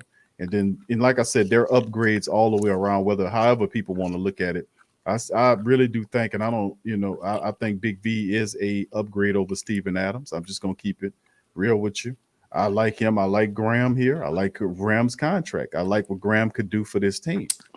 So it's a lot of really power. NAW's game, how he matured. And then the players like Trey Murphy III and Straight Jacket Jones, my goodness, Jackson Hayes, what he went through this summer, and of course him extending his game, shooting the ball. I mean, come on, man, this is a whole nother thing. According His to James, game. Zion got a floater now in the mid range. On top of all that, Something else, bro, for Brandon, real. Brandon Ingram then gained 15 pounds of muscle. Yeah, So I ain't Yeah. gonna hold you. I'm kind of curious, right? Since Zion is, Oh, you know, DJ, his. you throwing the shit out that gun, boy. God I'm sorry. I couldn't let it go. My Must be good, man. All right, my bad, Jaleel. Go ahead. Man. Nah, man. Y'all I swear to tripping, God, bro. DJ boy had to have a crick in his neck, boy. This man always hooked up on his headboard, bro. Where your pillows at, dog? Man, look, y'all gonna leave me alone, bro. This is the Pelican channel. He's like, Well, you want to see my go ahead pillows? Duh. and mute yourself when you're not talking, DJ, while you got your gum going, bro. yeah, because it's The whole world can hear it. all But right. Go I ahead, brother I was Jaleel. just saying, since Zion is just coming off the surgery and injury, right? How Right. long do y'all think it's gonna take him to get like his legs back under him? Because that's what I think is important about these first like 10 games or so. I would say those are going to be like games that he really has to get his leg back under him. So I think we kind of limit his minutes just a bit and get and lean more on the bench. But then after those 10 games, after we feel like he's ready, then we'll just unleash him and let loose. I think we should play him in small, sizable burst. Nah, but I think we should let him go out there and play. And when he's tired, you take him out, give him a breather, and just monitor him and do it like that. Because as you know, when you're tired, that's when you get re-injured. So I think it probably take about, in my estimations, I say about 3 weeks. I think maybe after about game 7, he'll probably be rounded into basketball form. But until that, even if we play him at normal minutes, you're gonna notice he's winded and tired and stuff like that.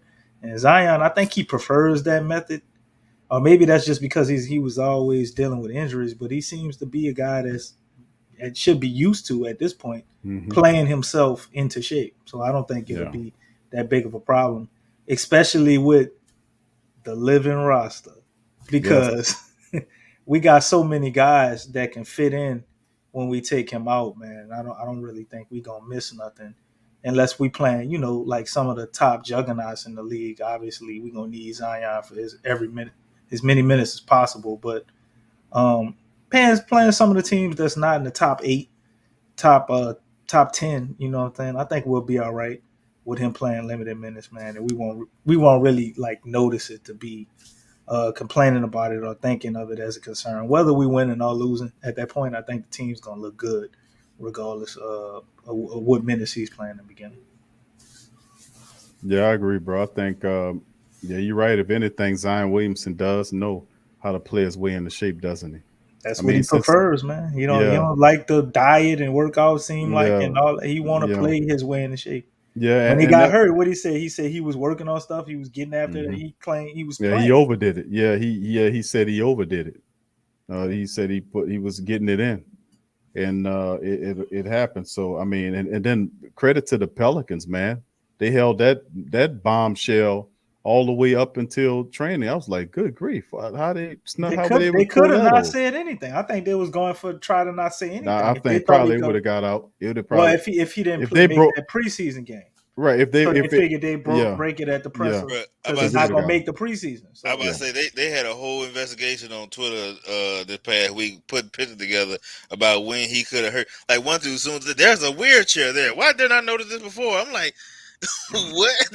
They were like, "This picture was posted in July something, so that goes around about what he said he got hurt before summer man, league." I'm like, you I found said, that crazy space on Twitter, huh? "Bro, look, I said that, I said, y'all weird, like."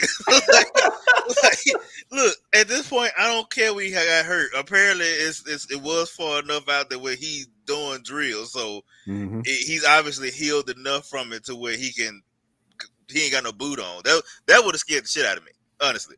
Like if he had showed up to the conference thing and he was talking and got up and he had a boot on, I'm like, oh Lord. but when he got up, they said he wouldn't walk. Well, the one dude said it's kind of hard to see if he had a limp or not, Nah, he ain't had no limp, man. He walked because off fine, they said bro. He did, but somebody said because he walked like a pigeon. So Man, they crazy. But you saw the video where he was over there working out with Teresa Witherspoon doing dribbling drills and stuff. yeah, Like, yeah, that's why I think he's Yeah, he fine. on the At he this on the point, it's plus just side of this thing. at this point, it's just about him getting in the game shape. well, Yeah, that man. that in it, that it's got a big, huge risk for re-injury for that injury that he got. So Right, right. that's really the thing. Why we got all this. He probably could play in the preseason game, but they're gonna slow walk it and all of that because of that.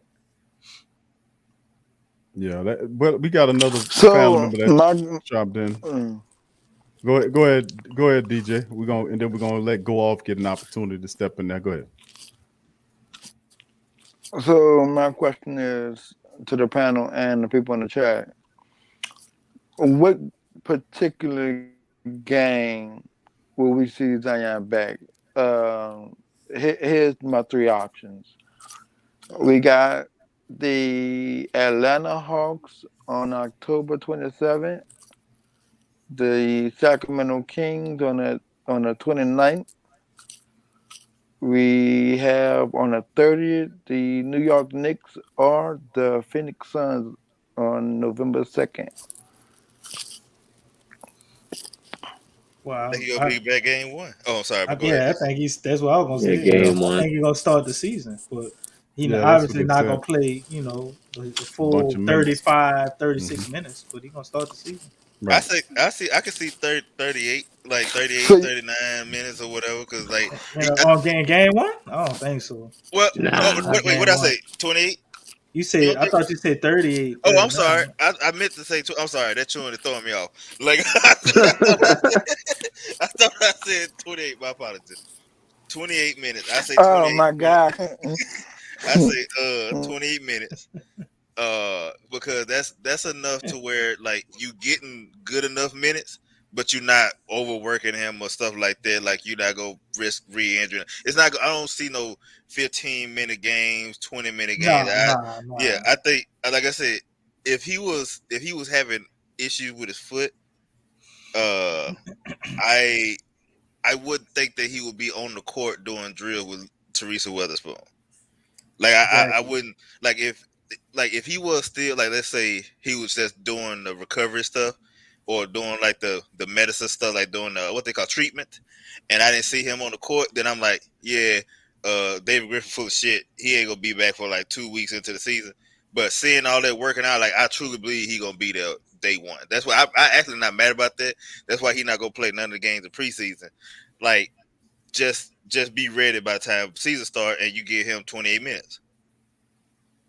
Right. Yeah, that's what Griffin. That was the question when they started talking about that. Will he be ready to go? They asked Zion and Griffin there, and the Octopus said, "Yeah, he'd be ready for game one," and Zion confirmed it too. That's all Zion needed to hear. That's all they need to if hear. Zion heard, he playing. Like he the type. Yeah. He seemed like the type of dude. He gonna play with injuries and everything if you let him play. Yeah. So I mean, that's here we go. Go off. Welcome to the stream, my brother. How you doing? Man, how y'all brothers doing? Pretty good, brother. Pretty good, bro. What you think about the Pelicans, bro? Man, before I get into that, man, I just want to say thank y'all, man, for just staying on top of everything and being honest in y'all takes and everything. That's from the QDC to the panel. Man, there's so many people that cover the Pelicans, allegedly cover them, that just kind of go with the narrative, just kind of go along, get along. And man, I appreciate y'all for just always speaking it real. Thank you, brother. Appreciate you. Yeah. Yes, but my take, man, this summer was an interesting summer, man. You've seen a lot going on from David Griffin, like everybody knows, kind of correcting his mistakes. I'm cautiously optimistic about the season. I like the pieces that we have. I just want to see them play together. I guess that's everybody's thing, but I do see us kind of in the playing range. Some people kind of high, 6 seed and whatnot. I need about 10 games to see how they mesh and what kind of system Willie Green, or how effective his system is, rather, before I can be like, man, I see us getting this far, that far. I'm just being honest with that. But I'm excited about Devontae Graham. I think that he will be an upgrade over Lonzo. Whether some people like that or not, but I just see in the clutch moments, I think he's going to really shine for us, and the three ball is going to be important this year. I think Zion going to take a lead. I'm kind of different with everybody. I don't kind of really see Bi and Zion meshing too well. You know, I just kind of think like Bi shine his brightest when it's kind of like on him versus with Zion there. But I'm not saying that it can't work. Don't get me wrong. I'm not saying it can't work, but I need to see a few games before I can really say. You know what I'm saying? Right. I got you. I mean, I hear that a lot, man. But I think a lot of that has to do with the players that's around them too. When we think they can't mesh, just kind of looking at how they trying to utilize them. Because I mean, Zion and Bi are both extremely versatile. So it's just all about, I think, them figuring out each other's games as well as the players around them in the right system fitting for them. So I don't see how it cannot work. They're both excellent cutters. Bi is an excellent perimeter shooter. He's got a mid range. Zion really wants to attack and get to the paint.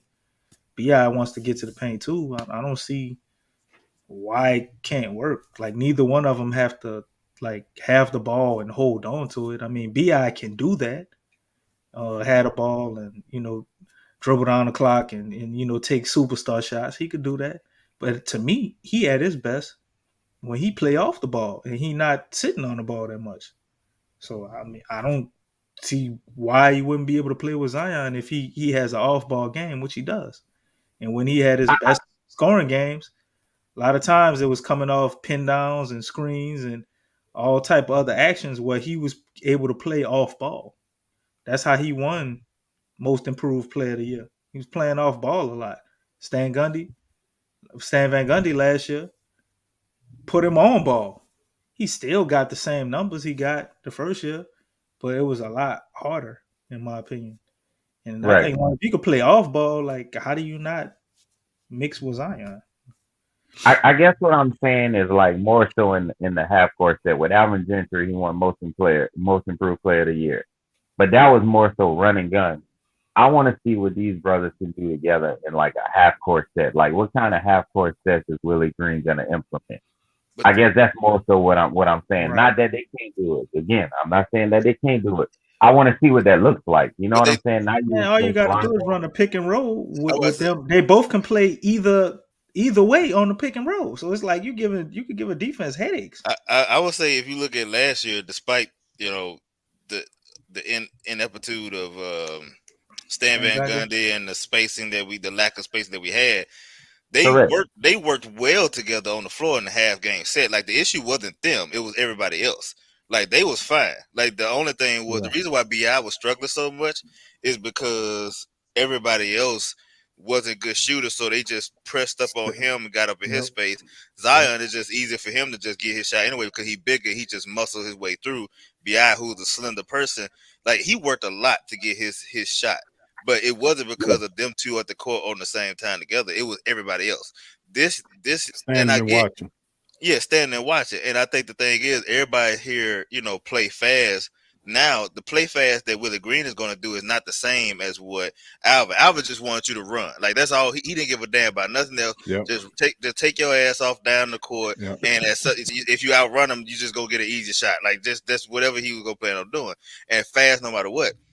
Willie Green is a kind of actually kind of sound like what Stan was saying last year, where he wants you to run off of defensive plays, but then again, I think he also said he wants to move the ball to move, not just that you running fast, but he wants you to make a decision quickly. Like, okay, if you ain't got a shot, pass the ball in 0.5 seconds, and also he wants good to great shots. Like, okay, you got a good shot, but my guy over there got a great shot. Dish that over there. Pass the ball. Get, Unselfishly. pass right. Warriors, like how the Warriors play. Exactly, and how the Suns played last year. How many times did you watch them in the playoff where like the ball went the full side of the half court like twice or three times before somebody shot the ball at the 24-second clock at the end of it? So that's what he wanted to do, and to me, that works very well because you don't have to worry about, like, we saw plenty of times where either in Alvin Gentry's system, somebody would have the ball too long, Zion don't touch it not one time.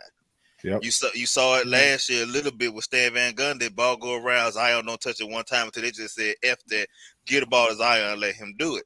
Now with Willie Green telling you pass the ball around, you ain't got no choice. You ain't got no choice but to, hey, 0.5 said, do I have a shot? No, get rid of it. Give it to the dude. And more 9 times out of 10, your best shot is going to end up in Zion's and BI's hands. And then when teams start collapsing on them, then guess what you do? Then you got Devontae Graham out there to kill him. You got NAW, NAW. Trey Murphy. Trey Murphy. Or if you had it, you just like, okay, guess what? We can't get the ball, we can't drive or do all that stuff. Hey, Jonas, get to work. Work his ass down there. And we just go stand back until you dish it out if you need to. Yep. Yeah, that's a part of that. That fixes a lot of that too. The stagnancy that we've seen from the team, circulating the ball around, man, keeping everybody involved, letting them touch it, move around.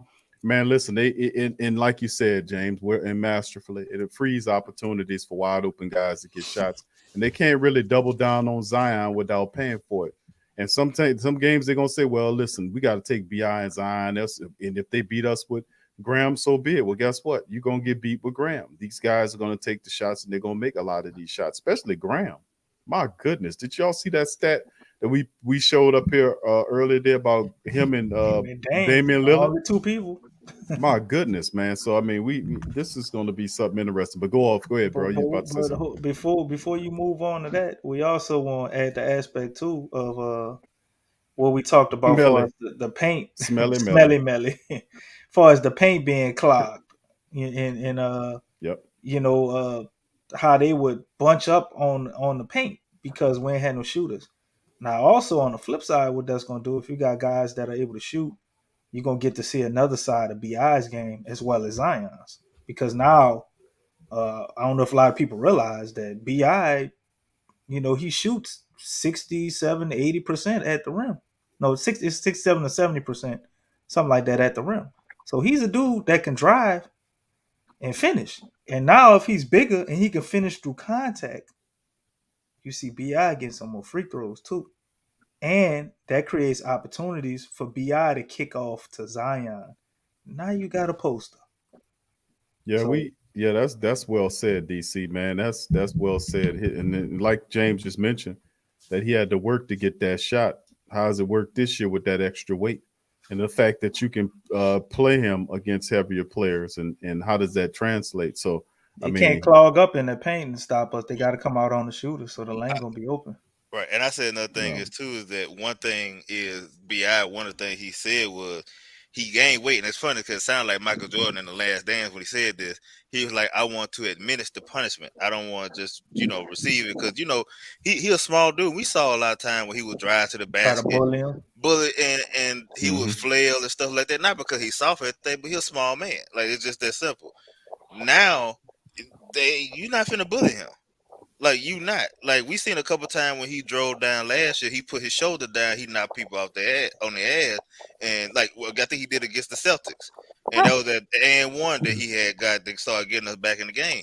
Now with him being, I think they said about 220, dog, it's pretty much a wrap. We got some Devos on the squad, bro. Man, that's what about his shot though, James? Like the only thing concerned, I'm wondering if him adding that muscle. That caused him to lose a little bit of touch on the shot. Sometimes it does, man. I think how you added it. No, I agree that some people if you for I said it helps his average go up. If you ask me, he'll be able to work more around that basket. Go ahead, brother. I mean, I agree. I think that's the case. I think he'll be more of on his base. I think he'll be more of a drive. He could be more of a driver now. Like he could drive, but like you saw, like I said, he would get bumped off the spot because he was a slim man.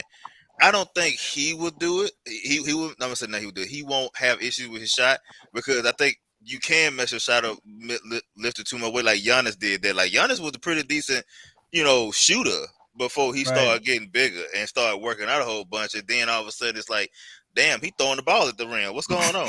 So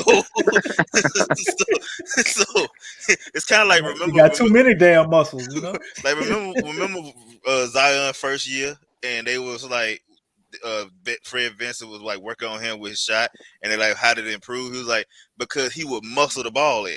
Like he would shoot that straight shot. You know, football players how they shoot the ball in the rim. That's how he was. And then like, no, you just a little bit, take a little bit off of it. I think Brandon Ingram, because he's such a natural shooter, like it's going to be fine. And plus, I think he's been not only gaining weight. I'm pretty sure he's been practicing with that shot all summer. So it's not like he's just been lifting weights and then shot the ball all year. Right. Yeah, one thing I want to add is kind of off the topic of Brandon Ingram, Devontae Graham, right? Me and this Hornets fan was talking in the Pelicans Discord the other day. He pulled up some stats from Devontae Graham's fast break opportunities. Dude is hella efficient in the fast break, and guess what? He doesn't turn the ball over. So that's another added bonus we got on us. So if we want to do that run and gun type of thing, man, we can put Devontae Graham on that, bro. Yeah. Run up in there, dish the ball out, get us a bucket. Yeah, that's dope. That's a great idea too. I think we striving for balance, so we probably will have some run and gun, but I think it's going to depend on the matchups, the moments in the games, because obviously late in the games you want to go half court to slow it down, preferably if you're in the lead too. Oh yeah. So I think we will see that, man. That's definite right there. But Devontae Graham, I think, is going to be a big aspect to how we play, even though he may not be a guy that's going to lead our team in points, but his shooting, so much of what we do is going to revolve around that. And then you add in that caveat that you just threw out there with him being able to lead the fast break. It's almost like when we get those rebounds and we get turnovers, you know, they got a guy they could look to push it other than Zion RBI. So you got a three-headed monster on leading the charge. And we can't forget about NAW. It's not bad on the break either if they start him. So, man, they just a problem, bro. Like I don't most improved player 2022, bro. Yeah. If this team put it all together, man, I don't really see a way for most teams to stop them. They got a few teams out there that can challenge us, obviously, but we're gonna be a problem for most of the league, man. That's why I agree with Big Q when he said that he felt like this is a 46, 47 win team. Like, and it could be 50. Like it could be, but I wouldn't be surprised if it is. I say 47 to 52. That's what was my original. I'm right there with you because you know, we had a conversation about teams that was ahead of us, and I'm like, bro, outside of like one or two teams, nobody got better, really. Like outside of the top three teams that's going to try to vie for the championship, nobody in the West got better. The East look like a dog. Like the East look like you know how the Bulls got all them players. They probably an 8 seed, and it's not because they're not better. It's just the East is so deep. You gonna end up being 8. Where Philly gonna be now? People forget that Philly gonna come down off their horse a little bit. I'm gonna tell you why I don't believe so because I think people forget Philly's still a good team. It's just because they're not going to trade Ben Simmons for doo-doo. Like they're going to get some decent enough players. It may not be one big time. You know, they talk about Darren Fox. But if he mess up his value the way he been doing, like I mean, what exactly did Houston get for Harden again? Like they got it get a little fuzzy, you know. You don't even remember. They got a lot. They ended up getting a lot of picks where they had. That's the reason why they had picks 4. Can't play though, James. So they can't. But they ain't counting on that right now anyway. But that's the thing. They didn't want none of the players really because one, the owner is cheap as hell.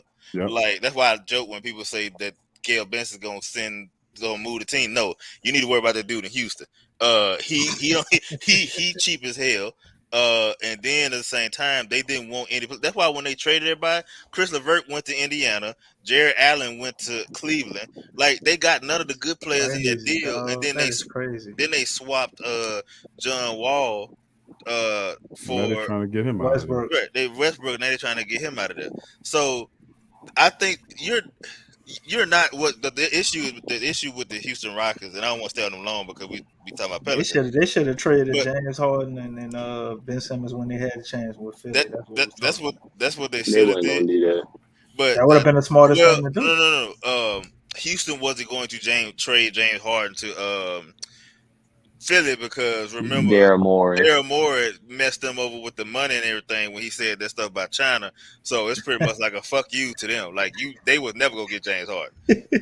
So like the only way James Harden will go to Philly if he took a train there for some Philly cheesesteaks. He wasn't gonna be on the team. But as Took a far train there from Brooklyn too, huh? right. But as far as like the Ben Simmons thing, like I think the issue that you follow, Daryl Moore wants, all he do is trade for superstars. All that analytical shit, that's bullshit. He trade for names. That's what he does. So I think what he want to do is he want to wait out until like the Portland Trailblazers are like 5-20, and Dane say I had enough of this, and then they trade for him. The other trade that they were talking about was Sacramento. Sacramento said they ain't getting rid of none of their guards. So, which even though they got 55 of them, yes, that's what they said. They said they love De'Aaron Fox, they love Halliburton, and they love Mitchell, and they love like Buddy Hill too. Buddy Hill, they like you can have you can have Harrison Barnes, like that's what you can have him. But yeah, so that trade may not happen, but I do believe that if there is a trade that is done, look, Daryl Moore know the value of Ben Simmons. The teams know that you're not finna call and get Ben Simmons for Garrett Temple and Tomas Satoransky. You're not finna do that. Like, what if we throw Josh Hart in there? And I'm saying I'm joking. I'm just naming those type of players. That's what I'm saying. I'm not saying they're not going to contribute here. I love Tomas and Garrett. I can't wait to see them on the court. But like those type of players, ain't nobody for the trade there for Ben Simmons. You're going to have to give up something. Now they said the Spurs is someone that may try to trade for Cleveland too. Cleveland is somebody that may trade for him. But again, even though it's like, okay, he's not a superstar, at this point, you're just trying to get good players back and build around Joel Embiid and keep pushing. Because of that, that's why I still believe that there'll be a good team. They're going to be at least top 4. They're not going to be the number 1, 2, or 3 seed, maybe, or something like that, but they're going to be at least at top 4, top 5 I think they could fall to the middle of the pack because that's 5. That's middle of the pack. Yeah, 5, 6, 7. Like the chemistry gonna get all messed up for constantly having to be asked about him not showing up. Like they're not gonna be at full capacity too. On top of missing him, and then just the illusion of everything that surrounds him that they got to keep answering as long as he on the team. Then he talking about he not showing up to training camp. So when the season starts, he not gonna play either. Well, I understand. I can understand like being irritated, but I think they've all just moved the hell on.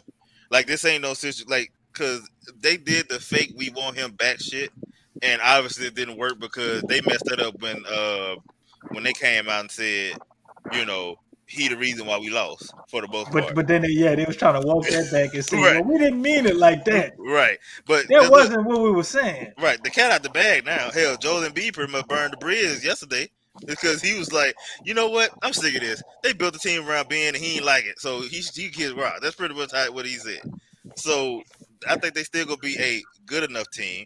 Don't forget the Celtics got better. The Knicks got better. Barely. They still got better. Like they still got better. How the Knicks got better? What did they do to get better? Kemba Edwards. They added Kemba.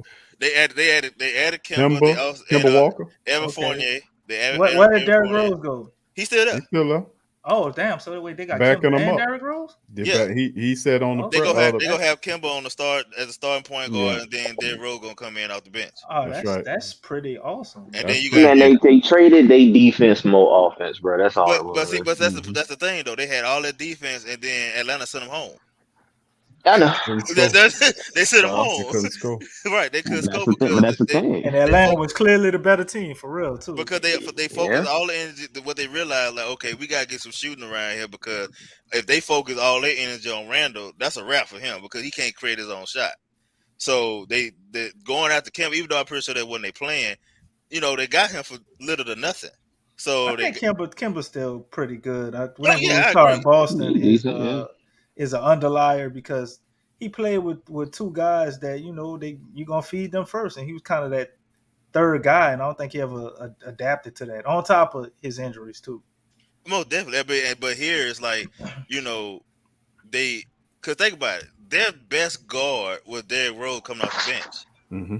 Quickly was Like pretty good too. he was okay, but the impact still was a situation like he couldn't create his own shot.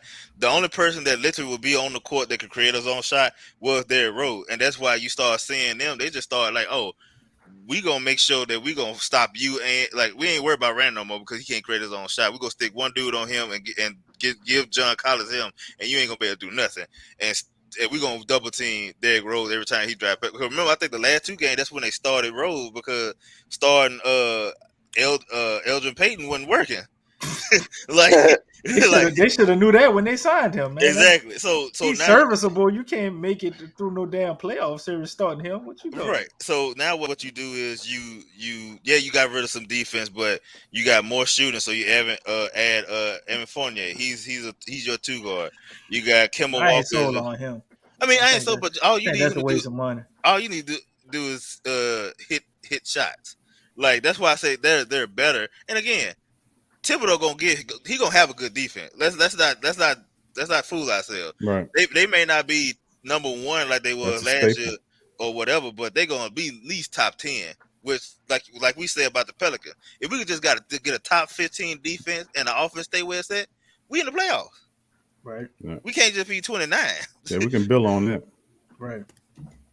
All right, moving on from the East talk, we in the West. So the hell with them, but you make some valid points though, brother. Go off. You won't throw it. Get in this, bro. I guess basically what I wanted to ask the whole panel, everybody, is when you look at the roster, let's go starting five for starters. Who y'all think is the X factor out of the starting lineup? We don't know what the starting lineup is.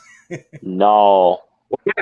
It came out with the start. I'm gonna agree with Jalil. I'm gonna say no because I just think that this is gonna be a crucial year for the brother. I mean, like y'all said, you can't take much out of summer workouts and all that, but I just think he's gonna have a different mindset and just the way he played the game, man. I've been a fan of the guy since I've seen him in summer league. I think he matured in a lot of ways. I think his decision making may start off kind of similar to how it was, but I think with the guidance of Willie Green, you got Garrett Temple, you got Zadaransky. I think he's gonna approach the season with a different mindset, and I think he's gonna be like a legit guard in the league. Like everybody gonna be like, he's gonna be a household name basically is what I'm saying this year. I mean, I already know what Devontae Graham, I already know what B.I., Zion, Valanciunas, what they all represent. But I just think looking at I'm like, man, this gonna be his year. So I just want to know what everybody think about, like who's gonna be the X factor out of the starting lineup. Yeah, without Butterball there to breathe that halitosis down his neck, gonna be all right. That's facts. I'm gonna go with a different player just for the sake of doing something different because we all honestly could say no because everything you said is facts, man. I watched him over the summer and I seen a lot of growth with him, and I see the passion and just the want to be great. That's what I love about him, man. Everything I see, he's always working, and it's not like him posting stuff to show you he working. You just so happen to see him because the people he working with, they posted stuff. You know what I mean? And he might have retweeted it or something. So like, I thought it was amazing what I saw with him from the Olympic team. But on to my guy, man, I mean, you could pretty much pick anybody before I say this, but I'm gonna say Devontae Graham. I'm not supposed to say that. I'm supposed to be on the null train. I'm supposed to say Jonas Valanciunas. I think Jonas Valanciunas is going to be in the transition of his game, so he might not exactly be what we saw in Memphis. We might ask him to do some different stuff. But Devontae Graham, to me, when I sat back and thought about it, and I think that was that Jalil you said about him being excellent in the fast break, and just on top of the stuff I already knew was seeing him playing in half court, thinking about what he's did at Charlotte, right? And what he did in the year where he was the most improved player. And who has he ever played with that commanded attention? You know what I mean? Like just thinking about that, looking at a dude that scores 14 points. Some people say it's excellent the way he get it. Other people say it's inefficient because he's not great in the paint. But like, who did he have to take a lot of pressure off? He's a little guy attacking the paint. I'm sure he's fouled a lot. He had his shots altered a lot. he's never been in a situation to play with a Bi or a Zion, not both of them together. So he ain't never played with nobody like that. I think that's gonna make the game extremely easy for him with the skill set that he has. It's almost it'll be too easy for him to be an X factor because all he really got to do is hit open shots, and he can hit contested shots in your face. So if you leaving him open or you got him with space now, man, this dude gonna be able to drop 16, 17, 18, 20 points easy. Like he might play 20 minutes and have 20 points. We might see some games like that because they just can't account for him. Then you gotta account for Bi, Zion, and Valanciunas. If NAW is gonna be everything we all thinking he gonna be, you gotta worry about him. I mean, what is Devontae Graham doing? You So can't you stay think he all might have a five, bro. career year? I'm thinking it could be possible. Yeah, yeah. Okay, He okay, might be all have a right. career year, or it could be closer to what he did when he was in the most improved player runnings with Okay, okay. with um with Bi. But I'm also hedging my bets because I really feel like y'all with NAW too, and I wanted to be him. But at the same time, if it's not, if NAW don't become this most improved player or the guy that steps in that spot, I think it will be Devontae Graham. I I got one. I would say Jackson Hayes. I I, Mm. I, I would say Jackson Hayes. The reason why I say Jackson Hayes is because just like no, he sound like he took this off season personally, right? Like he wanted to. He said it said like he learned how to shoot, or not learn how to shoot, but he was shooting, trying to get used to that. But at the same time, he said he wasn't just focusing on shooting. He said he just wanted to make sure that was part of his game.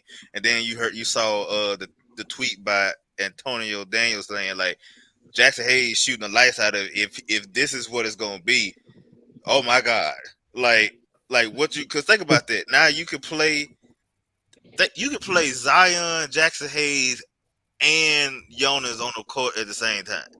Right. Whew, Like, beautiful. like, think about that. Like, think of him, and then you have like you put Jonas at the five, Jackson at the 4, Zion at the 3, Bi at the 2, the Kill Alexander Walk at the 1. That's a long ass. That's the death lineup. Like, if he's shooting like that. If he's shooting like that, what the hell are you gonna do? And then you got like uber athletic, like if they do a fast break and you got Zion when he's back, back healthy and running with the kill as other. We seen him. All he needed not to the kill. Jackson Hayes, we seen him. All he gotta do is take like 2 steps and he at the basket. Yeah, it's crazy. Like And What it's can you you what you think imagine? about his problem, though, Dan? Do you think he's gonna mature this season in that? I Because think remember, Jackson Hayes looked good a lot, but he fought a lot. What you think about that? I think that he said was it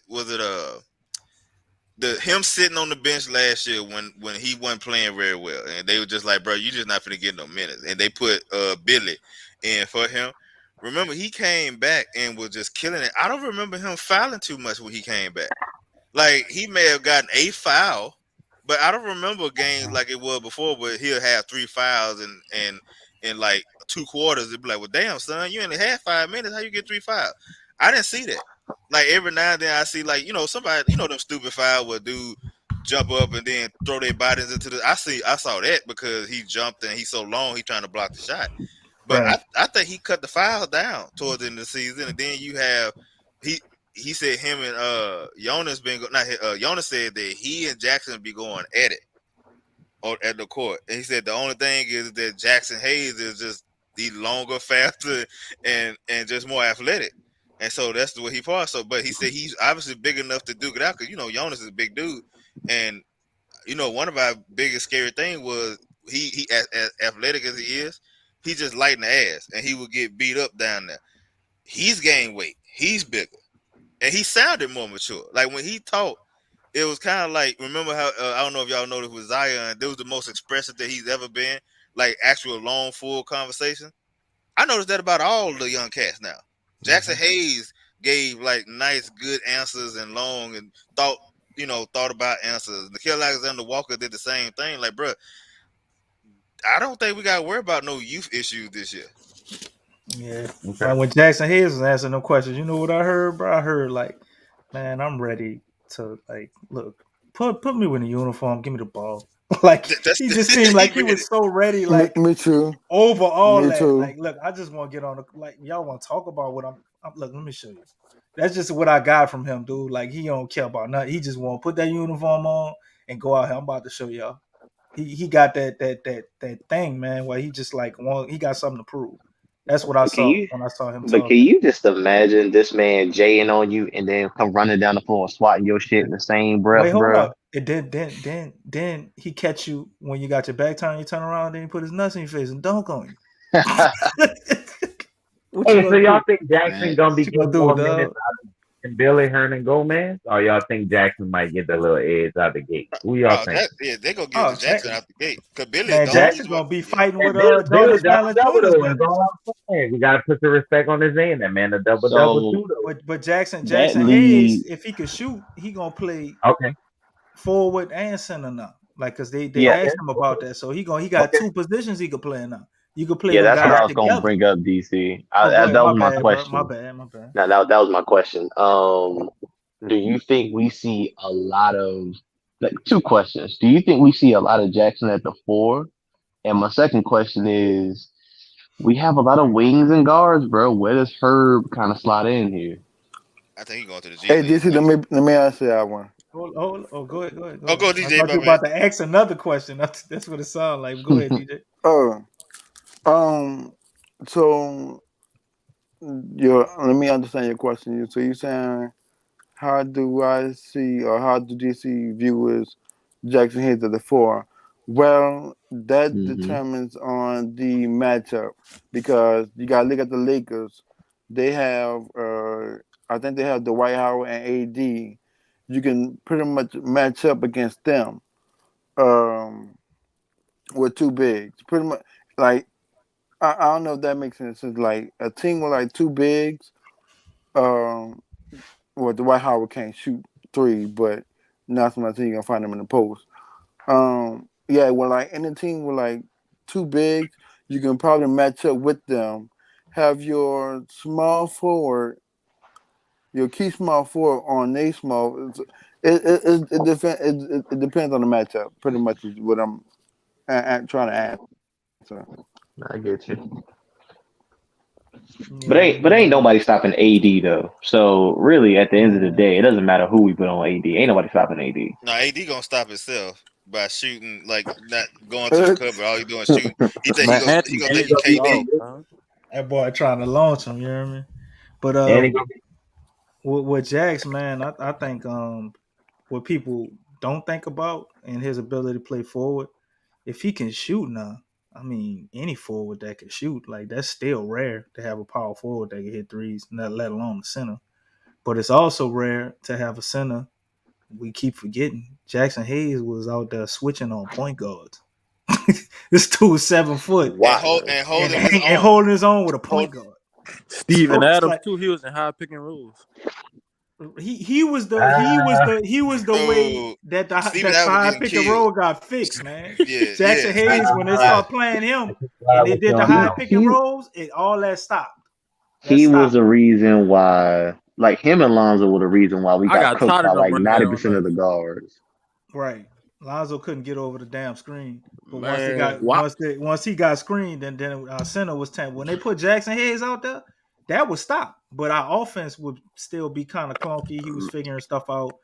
But I thought he looked a lot better as opposed to Steven Adams. And there was times during the season I was like, man, we ought to just go ahead and start Jackson Hayes. But Stan Van Gundy was, doing this Stan Van Gundy thing. Yeah, he But put it there. but man, that dude, he could play with anybody or any lineup, in my opinion. And we got a bunch of other players that's so versatile, man. DJ's actually right. It's gonna depend on like certain matchups, who we put out there. Like Said that like you Herb surprised.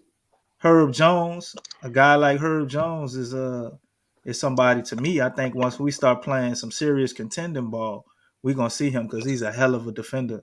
And the more meaningful games you playing, the more that's gonna matter. but maybe in the beginning we might not see a lot of Herb. But somebody in the playoffs, he might be somebody they'll pull out a bag and they'll be like, oh, well, Herb Jones, he's starting to get some minutes there, and everybody, all these broadcasters talking and shit about this Herb Jones kid, and then he start locking people up. You know what I mean? But y'all seen what Xylem Cheatham said, huh? Nah, what he say? No, He said he won't be an NBA starter. that's nice. I mean, that's what he's supposed to say. Yeah, Not man, on we our all got team, though. dreams. I'll be saying that Not on too. our Shit, I'm team, signed in the go. summer league. I want a regular NBA check, man. He might be a starter for Birmingham. He can start. I was just about to say for the Not squad. for the real league, though. He garbage, man. I ain't gonna say he garbage. He a He's hustler. just, Man, that dude He's not garbage. He's not He worse garbage. than Solomon Hill. Come on, no. man. It don't get worse than that. And I don't man. like Solomon Hill, but I mean, I won't. Cheatham's a hustler, man. The only issue with Solomon Hill was that contract. Like if you pay him what we paying Garrett Temple, you wouldn't mind. Nope. Like that's what it was. That was Dell Demps, one of his greatest follies I don't- outside the Amir Osik deal with Solomon Hill. My I goodness. still don't know where the hell he came from. Look, when we signed Hill, because I was like, From that the was Pacers.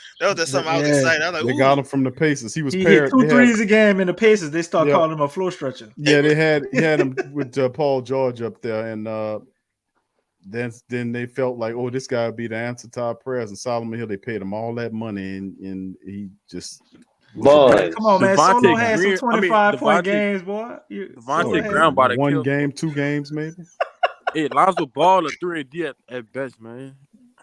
Hey, we ain't talking about Lonzo Ball, Yeah, man. he ain't on the team. Not Devontae again. Graham But upgrade. hey, Zylan Cheatham, though, but- you was saying he was trash. He just a player that you don't really need no more, man. He a banger down low. He ain't got no shot. That's really what it is. Yeah, I'm about to say He Xylem. ain't got no spot.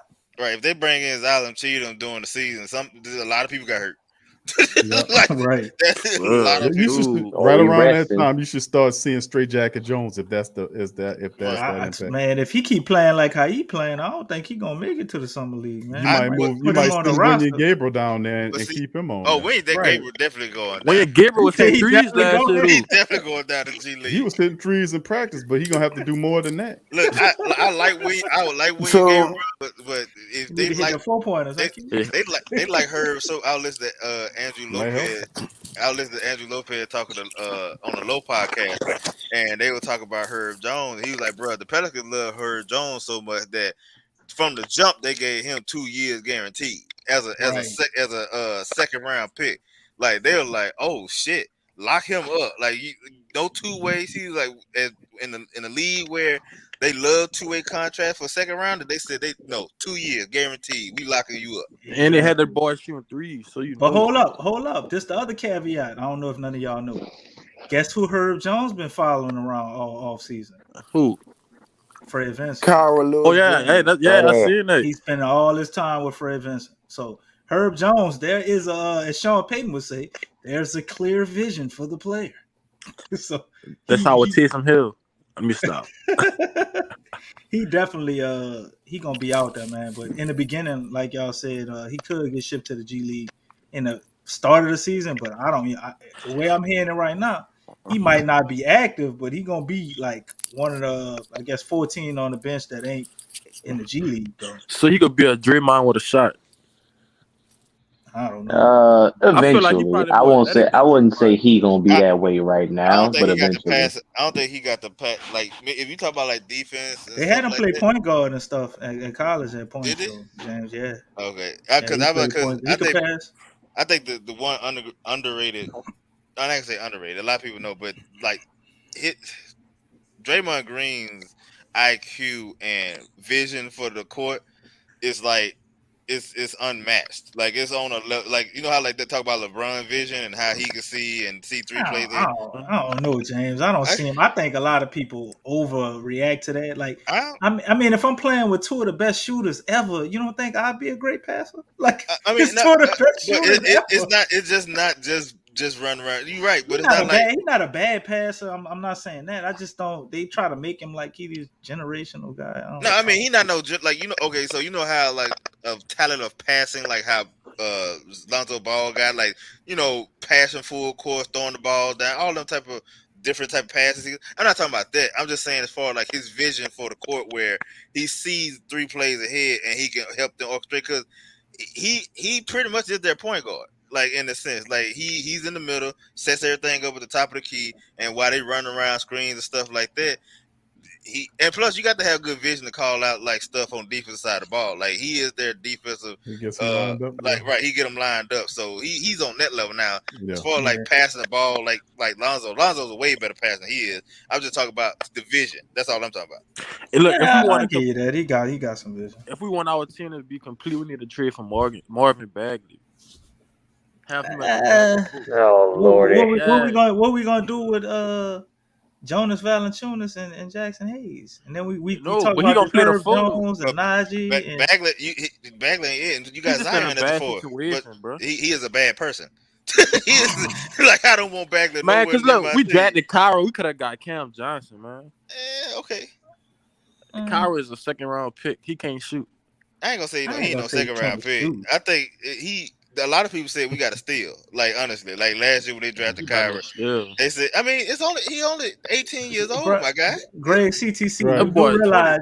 You do realize there's very few point guards that come out, bro, and they just be like out the box, out the plastic, just voila. Like how do you was talking everybody about not Dame, everybody not 25 a And game. Kyra. Who dropped 25 a game? Who talking about? How do you was hyping him up? I ain't never. They didn't hype him up. They were just saying 25 a game. Guys. They said he was fast. They were just saying like I'm not sure with I thought of him as probably being fast, a fast Avery Johnson because that's who he played under. That's what I thought he might be. They said he was the comp that I heard was he's Ja Morant light. Oh, like no. But that's what I'm saying. Horrible comparison. That's what I heard. That's what they were saying. That's what they were saying. I ain't saying that's true. I'm just saying that's what they were saying. And horrible. He's not nowhere near that athletic. We could have kept Frank Jackson. Nah, he's better than Frank Jackson. Nah. Frank Jackson got a better shot.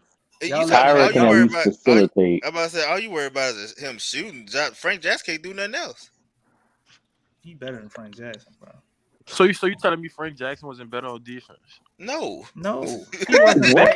Frank Jackson wasn't horrible, but Kyra is not bad on defense. I don't know what you've been watching. Kyra is not on the same level as Frank Jackson on defense. Y'all saying Kyra is a good playmaker? You tripping? Say what? Go. Y'all saying Kyra is a good playmaker? Yeah. I believe he's a good playmaker. He's not a flashy how many turnovers he was averaging? He's a good playmaker. He's a young point guard. He didn't average a lot of turnovers, man. He was. That was the thing about him. He wasn't turning the ball over, and they expect young point guards to turn the ball over, and he wasn't really turning them over. He wasn't turning it over like that. Not turning the ball over. How many assists he average? Turnover 0.6 per game. How many assists he average? Assists 2.3. All right, so come on, what are we really talking about? What you talking about? Somebody who coming off the bench playing 12, 15 minutes, bro.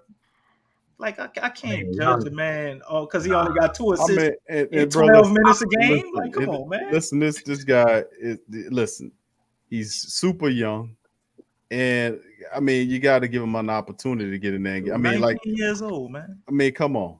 I mean, it's just Second year in the league, and then 1 year, and then he had that year underneath Stan Van Gundy. No summer league.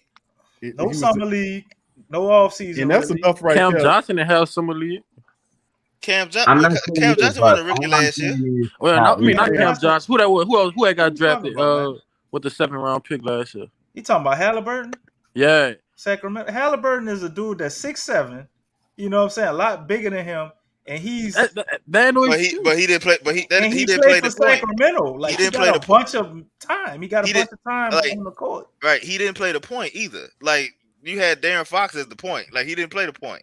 So all he had to do was worry about scoring and defense. And even then he was okay at that. Like it was like he was shutting motherfuckers down. Like and Halliburton, like what was he drafted at? He was drafted. Matter of fact, he was drafted right before Kyra. It's like a 12th pick. Okay, so I'm saying like if you I'm pretty sure you go back to that draft. The only person that people said we really missed out on was Sadiq Bey. I think. Sadiq Bey. Sadiq Bey was the one everybody. I ain't really care for him. But see that's the thing. Like cause everybody we want to win. Me personally, if you think about it, I think shit. It's good. It's a good thing we kind of passed on. Cause I like Trey Murphy a lot better than Sadiq Bey. Oh hell yeah! Like he's gonna be better, way better than Sadiq Bey. Man, Trey Murphy gonna be a star. That's what And I'm you know saying. what, James? I think they probably was eyeballing Trey Murphy even that draft, bro. They've been watching that dude for a long time. They said they've been watching him since he was at Rice. All right, so look, if we had the 10 pick, y'all think we would have still drafted him at the 10? Yeah. Probably. Yeah. No. I think we would have TM3. took Halliburton. We would have took Halliburton instead of. No, I think you talking about this draft. Talking about this draft. This draft. Hell yeah, we would still took Trey Murphy. That's why we jumped on that trade with Memphis. Well, we'll give y'all a pick. All right. Yeah, let's do it. And we can move back and get Jonas Valanciunas because we were gonna draft this dude anyway at 10. Y'all stupid ass don't know that. Right. And then they traded up to get a dude they could have got at 18. Right. That's the crazy part. Like we switched positions with them so they could give us their best player. All right, so look, y'all think we would have been able to trade back in the draft and took Cam Thomas?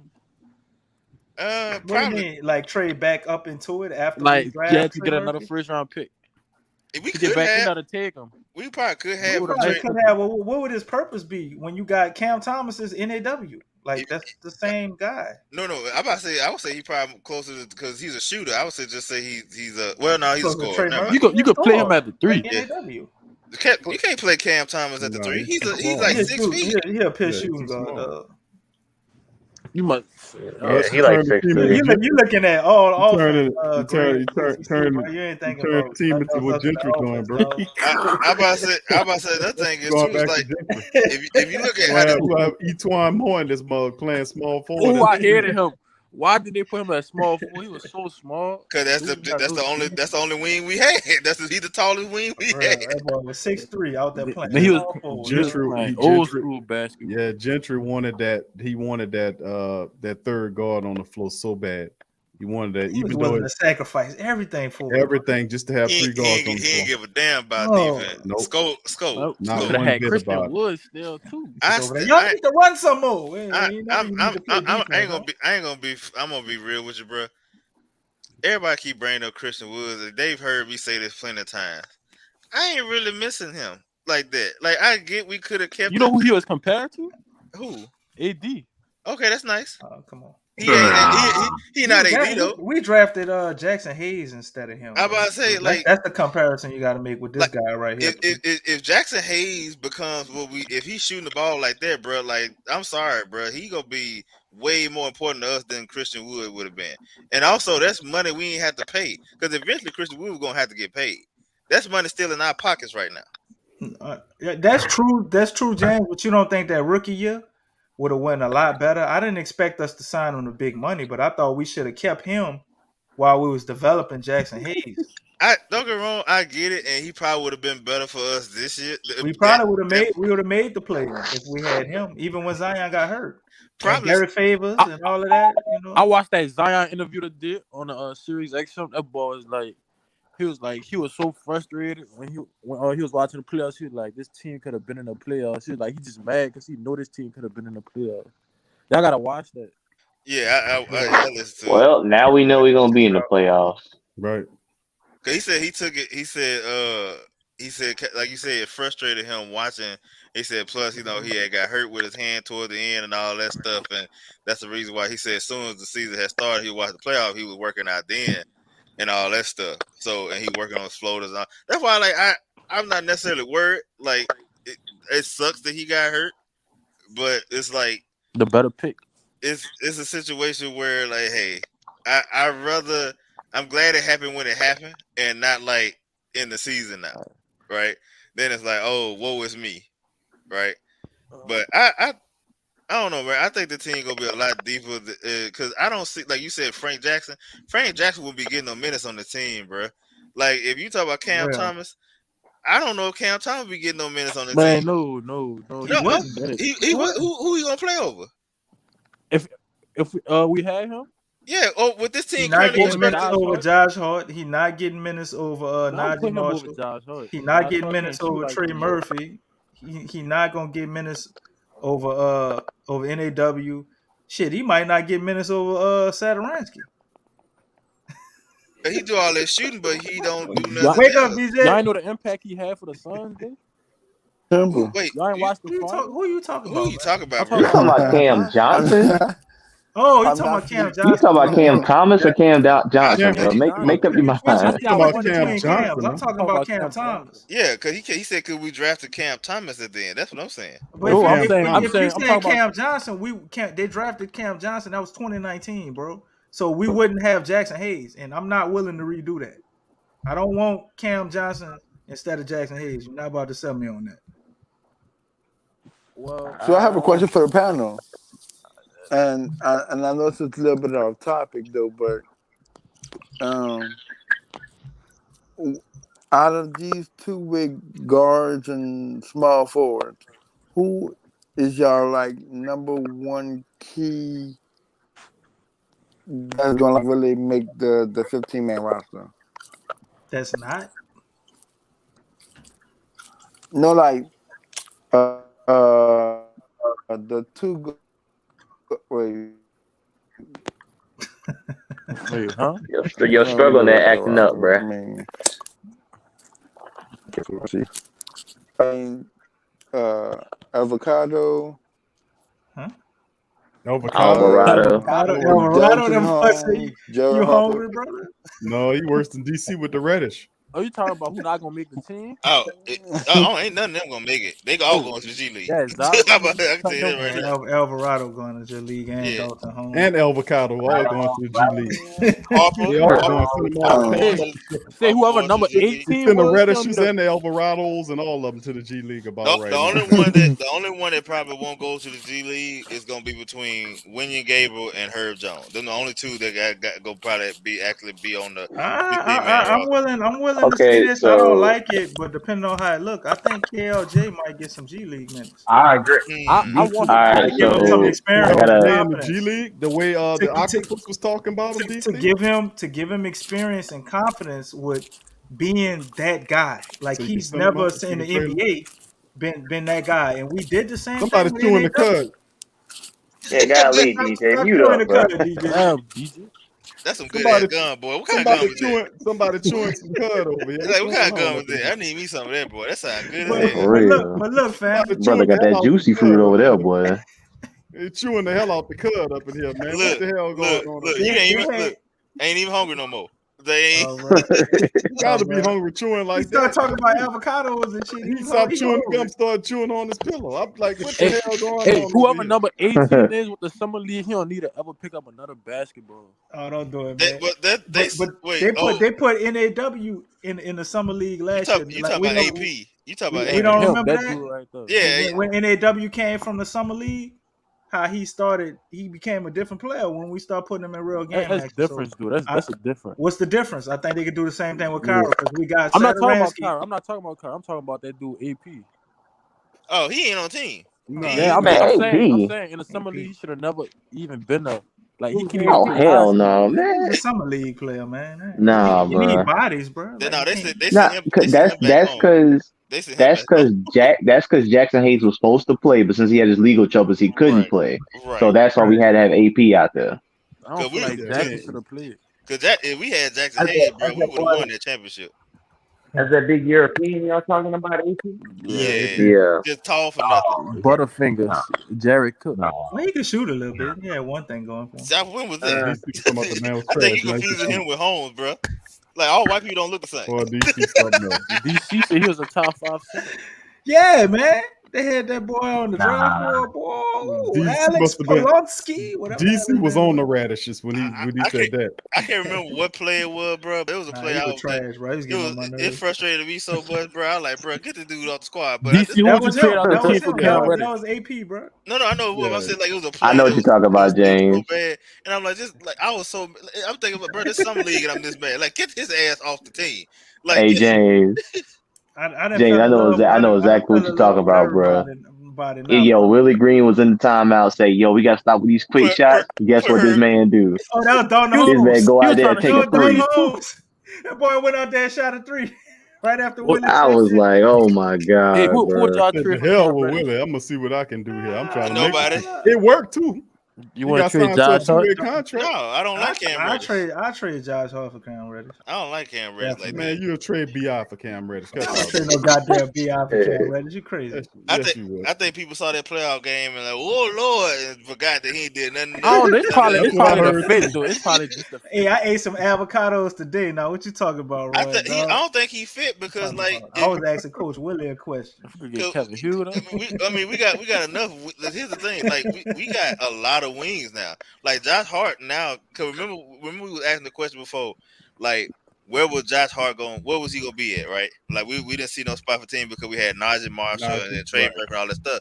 Right. Honestly, which is weird, it's to me his actual role has been cleared up a lot more now because if you think about the length that we had, whether you start Devontae Graham at the point or not, have him backing off, your backup two guard is Josh Hart because he can defend two guards very well. Like if you remember that Celtics game, it was him and Lonzo Ball locking motherfuckers down toward the end. He gave James Harden problems too. I don't know if you remember that. Right, gave James Harden drop. So you have him guarding the two guard coming off the bench. I think he had bad year shooting last year, but I didn't realize the dude shot damn near 38% when he was with LA. Oh yeah. Like so he obviously I kept saying that. I kept telling people that because so he could a shoot career 34% 3-point shooter. So right. So what he had with us is like an anomaly. Exactly. 35 DC. 35. Yeah. 35. 35. So you got that. So you have him at the two guard. You got Trey Murphy at the three. You put Najee Marshall at the backup four, and then you have Jackson Hayes at the five. Like, bro, like I remember we would question like, bro, we need a four, but it didn't dawn on me like, well, damn, Najee Marshall could play the fucking four. Yep. Like he's 6'8". Or we always talk about staggering how we hate it, but what if they staggered a guy like Jonas Valanciunas? They swapping him in and out with their starting lineup with Jackson Hayes. Have him at the five and have or you have Hayes at the four. Yeah, you talking about like a twin tower look. No, or you can have him there himself and let Hayes play with Zion them if he's better at 3-point shooting. So you like not actually starting, but like Jonas Valanciunas would be the first guy coming out. Okay, gotcha. Put Jackson Hayes in. Yeah, I can see that. Yeah, I heard that somewhere, and I thought about it, and it kind of makes sense. Or hell, maybe Jackson Hayes come in for Zion first. Or Jackson Hayes could do that, but Jonas Valanciunas, I'm thinking with that second unit when I heard that, like it makes a lot of sense because he could play his normal game like he played with Memphis with the second unit. You really could run the offense through him, and you could have like a guy like Najee Marshall play the four. You could put Trey Murphy at the three, depending on how that worked. Josh Hart at the two, Saturansky at the point. Or you could put Saturansky at the point or Kyra. Like DC, I think you got the feeling for this living roster. You all right? I want to see Trey Murphy get about 25 again. LBQ. 25. What's up, Jalil? Hold up, man. We all going back and forth. What's our brother that came in the chat? Brother man? Paul, got somebody popped up in here. We ain't even let the man talk, man. What's happening, Paul? Welcome to the stream, bro. What's going on? What's going on, fellas? Just enjoying the conversation. Talking Pells, my brother. Welcome to the stream. Appreciate it. What you got, man? What you want to lay out here for the panel, man? You've been hearing everything. How we going back and forth? What you thinking, brother? I ain't gonna lie. When I first started kind of thinking of the lineups, whenever free agency ended, I kind of like the idea of Devontae Graham being like a super six man. And now I've been I kind of like him in the starting lineup now.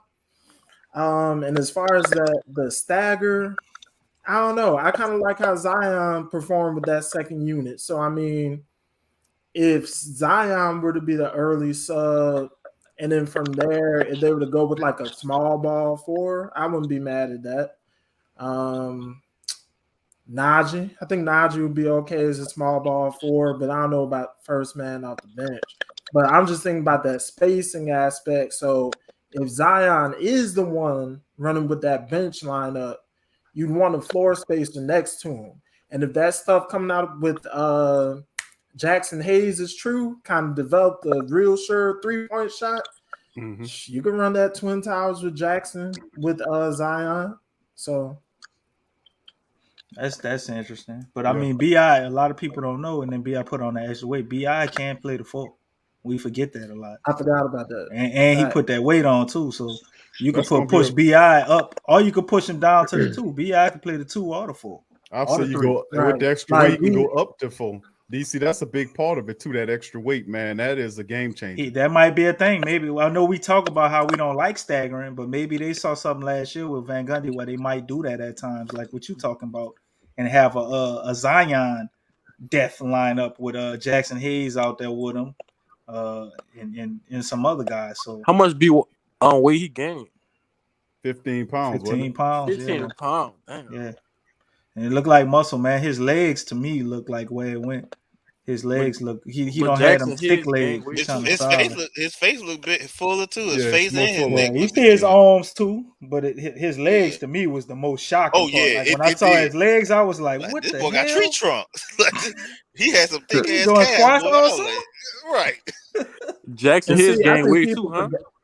I think people forgot how Zion's rookie year, when he started off injured, they played a lot of BI at the small ball 4. Not to say it was probably super effective on the defensive end, but as far as being able to be a bit of a floor stretcher from the forward position, he did that before Zion, hit the court.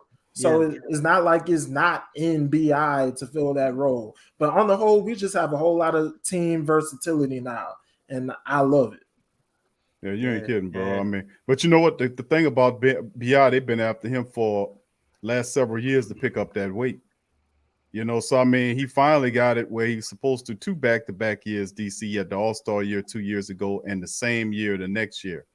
So I mean, for him to get that extra weight is definitely huge.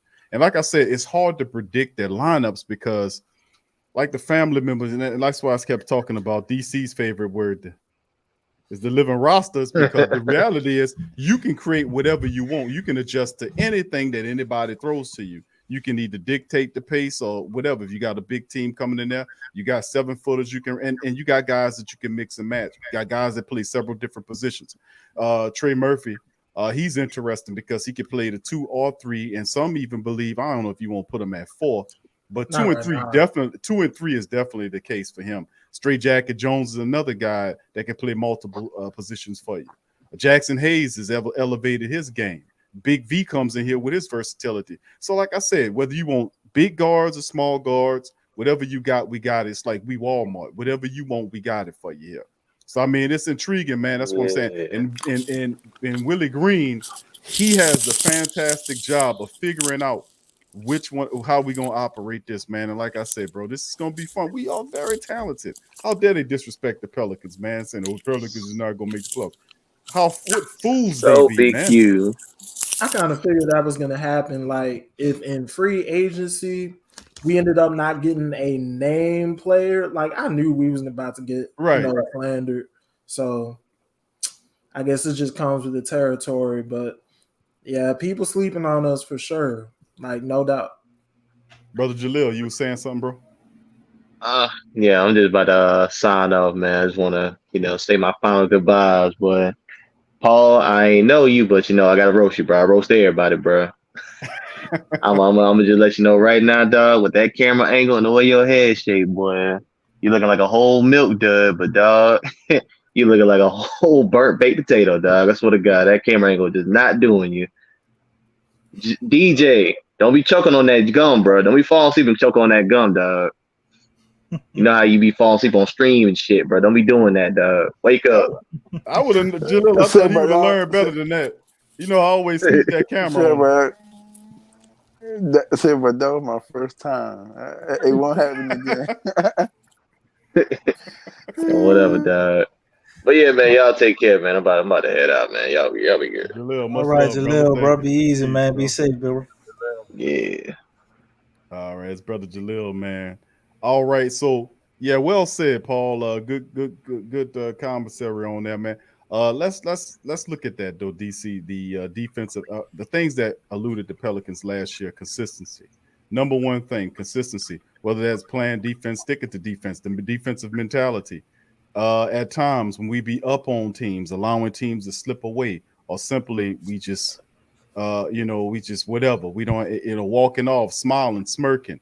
All of these things that troubled us under Stan Van Gundy last year. I just like Willie's actions. His answers are on point. It's like Stan Van Gundy. We'll have to see. No, this guy had a chance to look at the team. He knows what he's working with. We got the talent here. So let's address that. Consistency. Let's address that panel. I'm gonna put that Q. Check this out. The consistency is based on one thing and one thing alone. Q. I know. What is based on? The doctrine of love. There you go. Why are we here every Friday? Because we love the Pelicans. All right. So we got love up in there now, bro. So now you got a team that when Willie, from a place of love, asked them to play defense, they're going to play defense. You know what I'm saying? For each other. When Willie Green asked them, hey, guys, in the common way that he does things, hey, guys, I'm going to need you to go out there. I need you to execute when you get on the other end of the floor. He's not going to yell at him and his breath don't stink. I'm going to need you to build the fucking wall. And you know what they're going to go do? They're going to go build the fucking wall. Will ain't going to curse. Oh, I'm sorry. Will ain't going to curse. I'm going to need you guys to go build. I'm going to need you guys to play for each other and play some defense. He ain't going to build no wall? No walls. We want to leave it open to let people in who's supposed to come in and keep those. No. They're gonna play defense like they're supposed to, but any verbiage attached to Stan Van Gundy is excommunicated out of the building. You can keep all of that crap. You ain't say nothing about banning building a wall, Coach Green. You said you was gonna ban the word hate. You still didn't answer me on them avocados. If I could say if I hate avocados or not when I'm in the building. He told you to stop muddying the waters, DC. It was a simple question. It ain't got nothing to do with the team. Well, I asked if I could say hate. Well, so I could say hate. If I'm at lunch, I can say hate.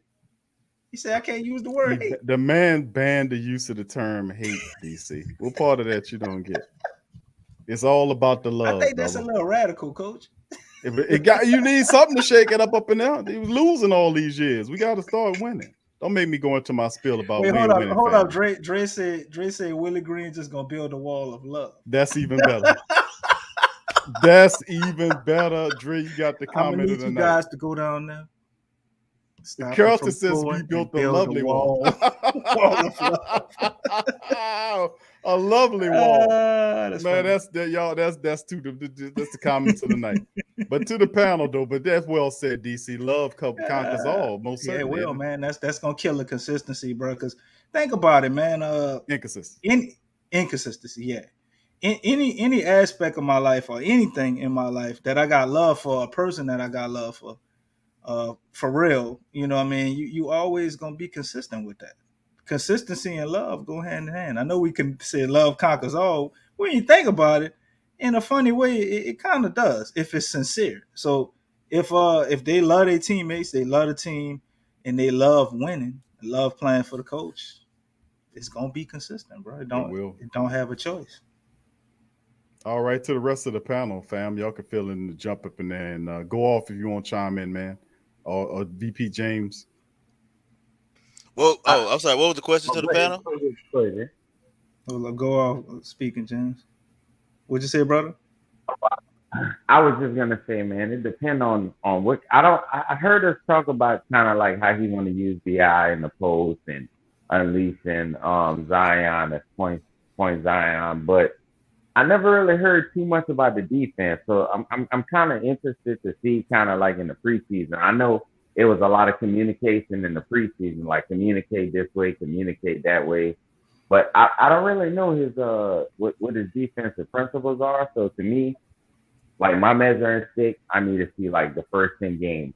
That to me in his mind is gonna be like, okay, this worked this way, this worked that way. Let me adjust. So I need at least 10 games to kind of see what his defensive principles are. I know communication is a big thing, but I don't know how it's gonna translate to like team wise. So let me get 10 games and I get back to stuff. Okay. Brother James, you want to chime in? The question was pertaining to a lot of the issues, inconsistencies that we faced last year. defensively, offensively, letting leads be blown and losing games in very sad fashion. Uh, a lot of the communication issues and a lot of stuff that we were dealing with under Van Gundy. That's a lot to ask first year coach Willie Green to fix. What do you think about him getting through a lot? I mean, because that's a lot, man, to say. That's all the stuff to stop you from being functional and having success. Can Willie Green kind of right that ship, so to speak, early on? A lot of pressure on him, according to the people, to win. It is. I think a lot of the pressure. It's pressure because of what David Griffin did the last couple of years to kind of put him in this situation.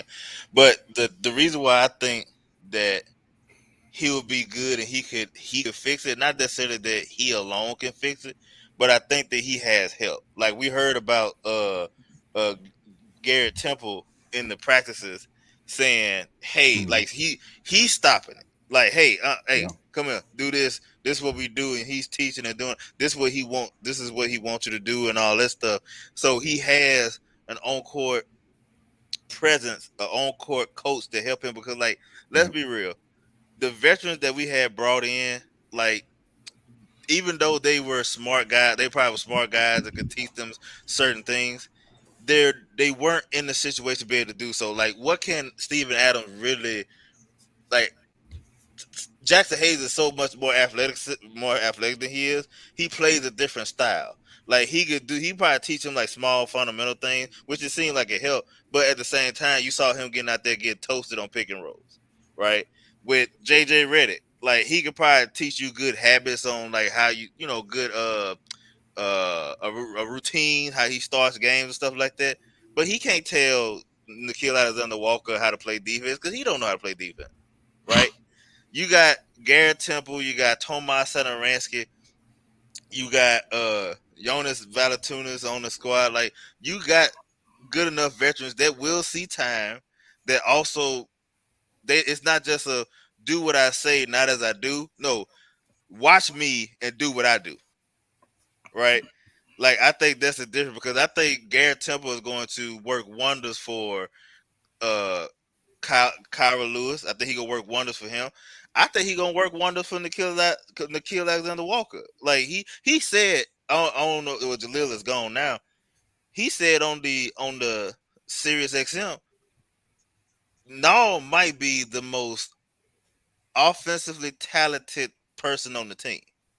Right. Like he said Damn. he's the most offensive talented guy. And I sat there and I thought about like, yeah, if you think about everybody on the squad, Nickeil Alexander-Walker got a bag, bro. Like he got a bag. Like he might not be the shooter that BI is, and of course he can't get his shot as easily as Zion can.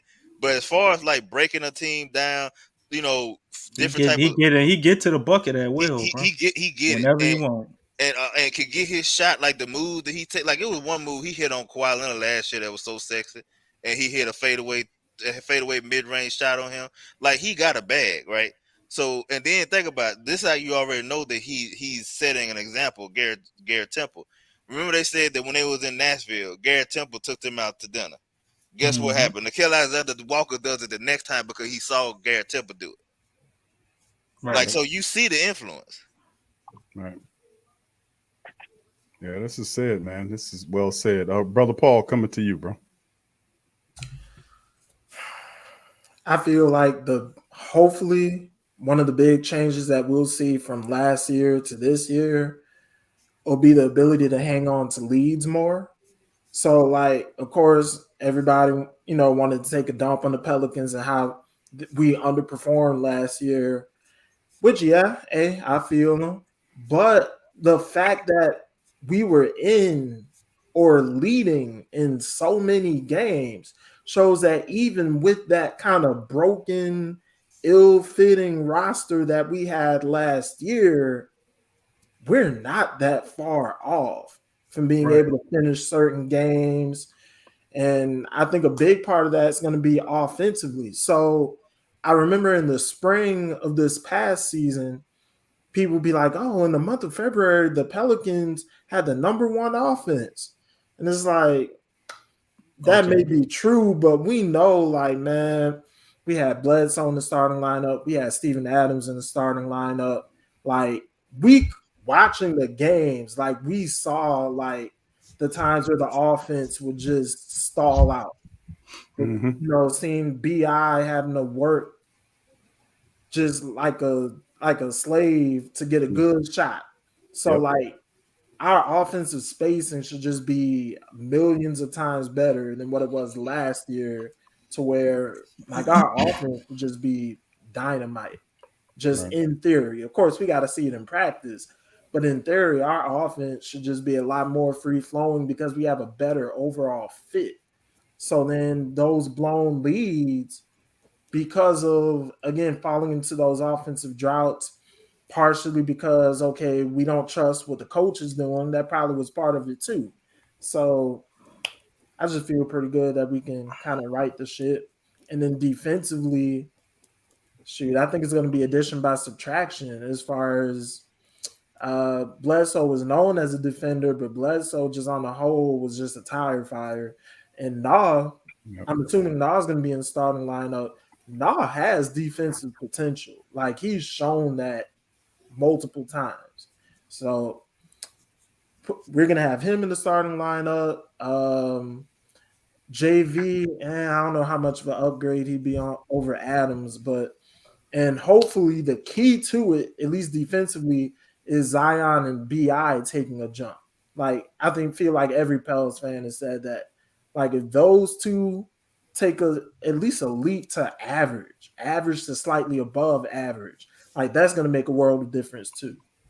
I think a lot of times when we focus on their defense, every time I hear somebody say this, I always have to reply because I watch those guys. Now Brandon Ingram, I give you that. I saw him some plays just like not put forth the effort or like, kind of like I don't care. Let me just get back to the offense.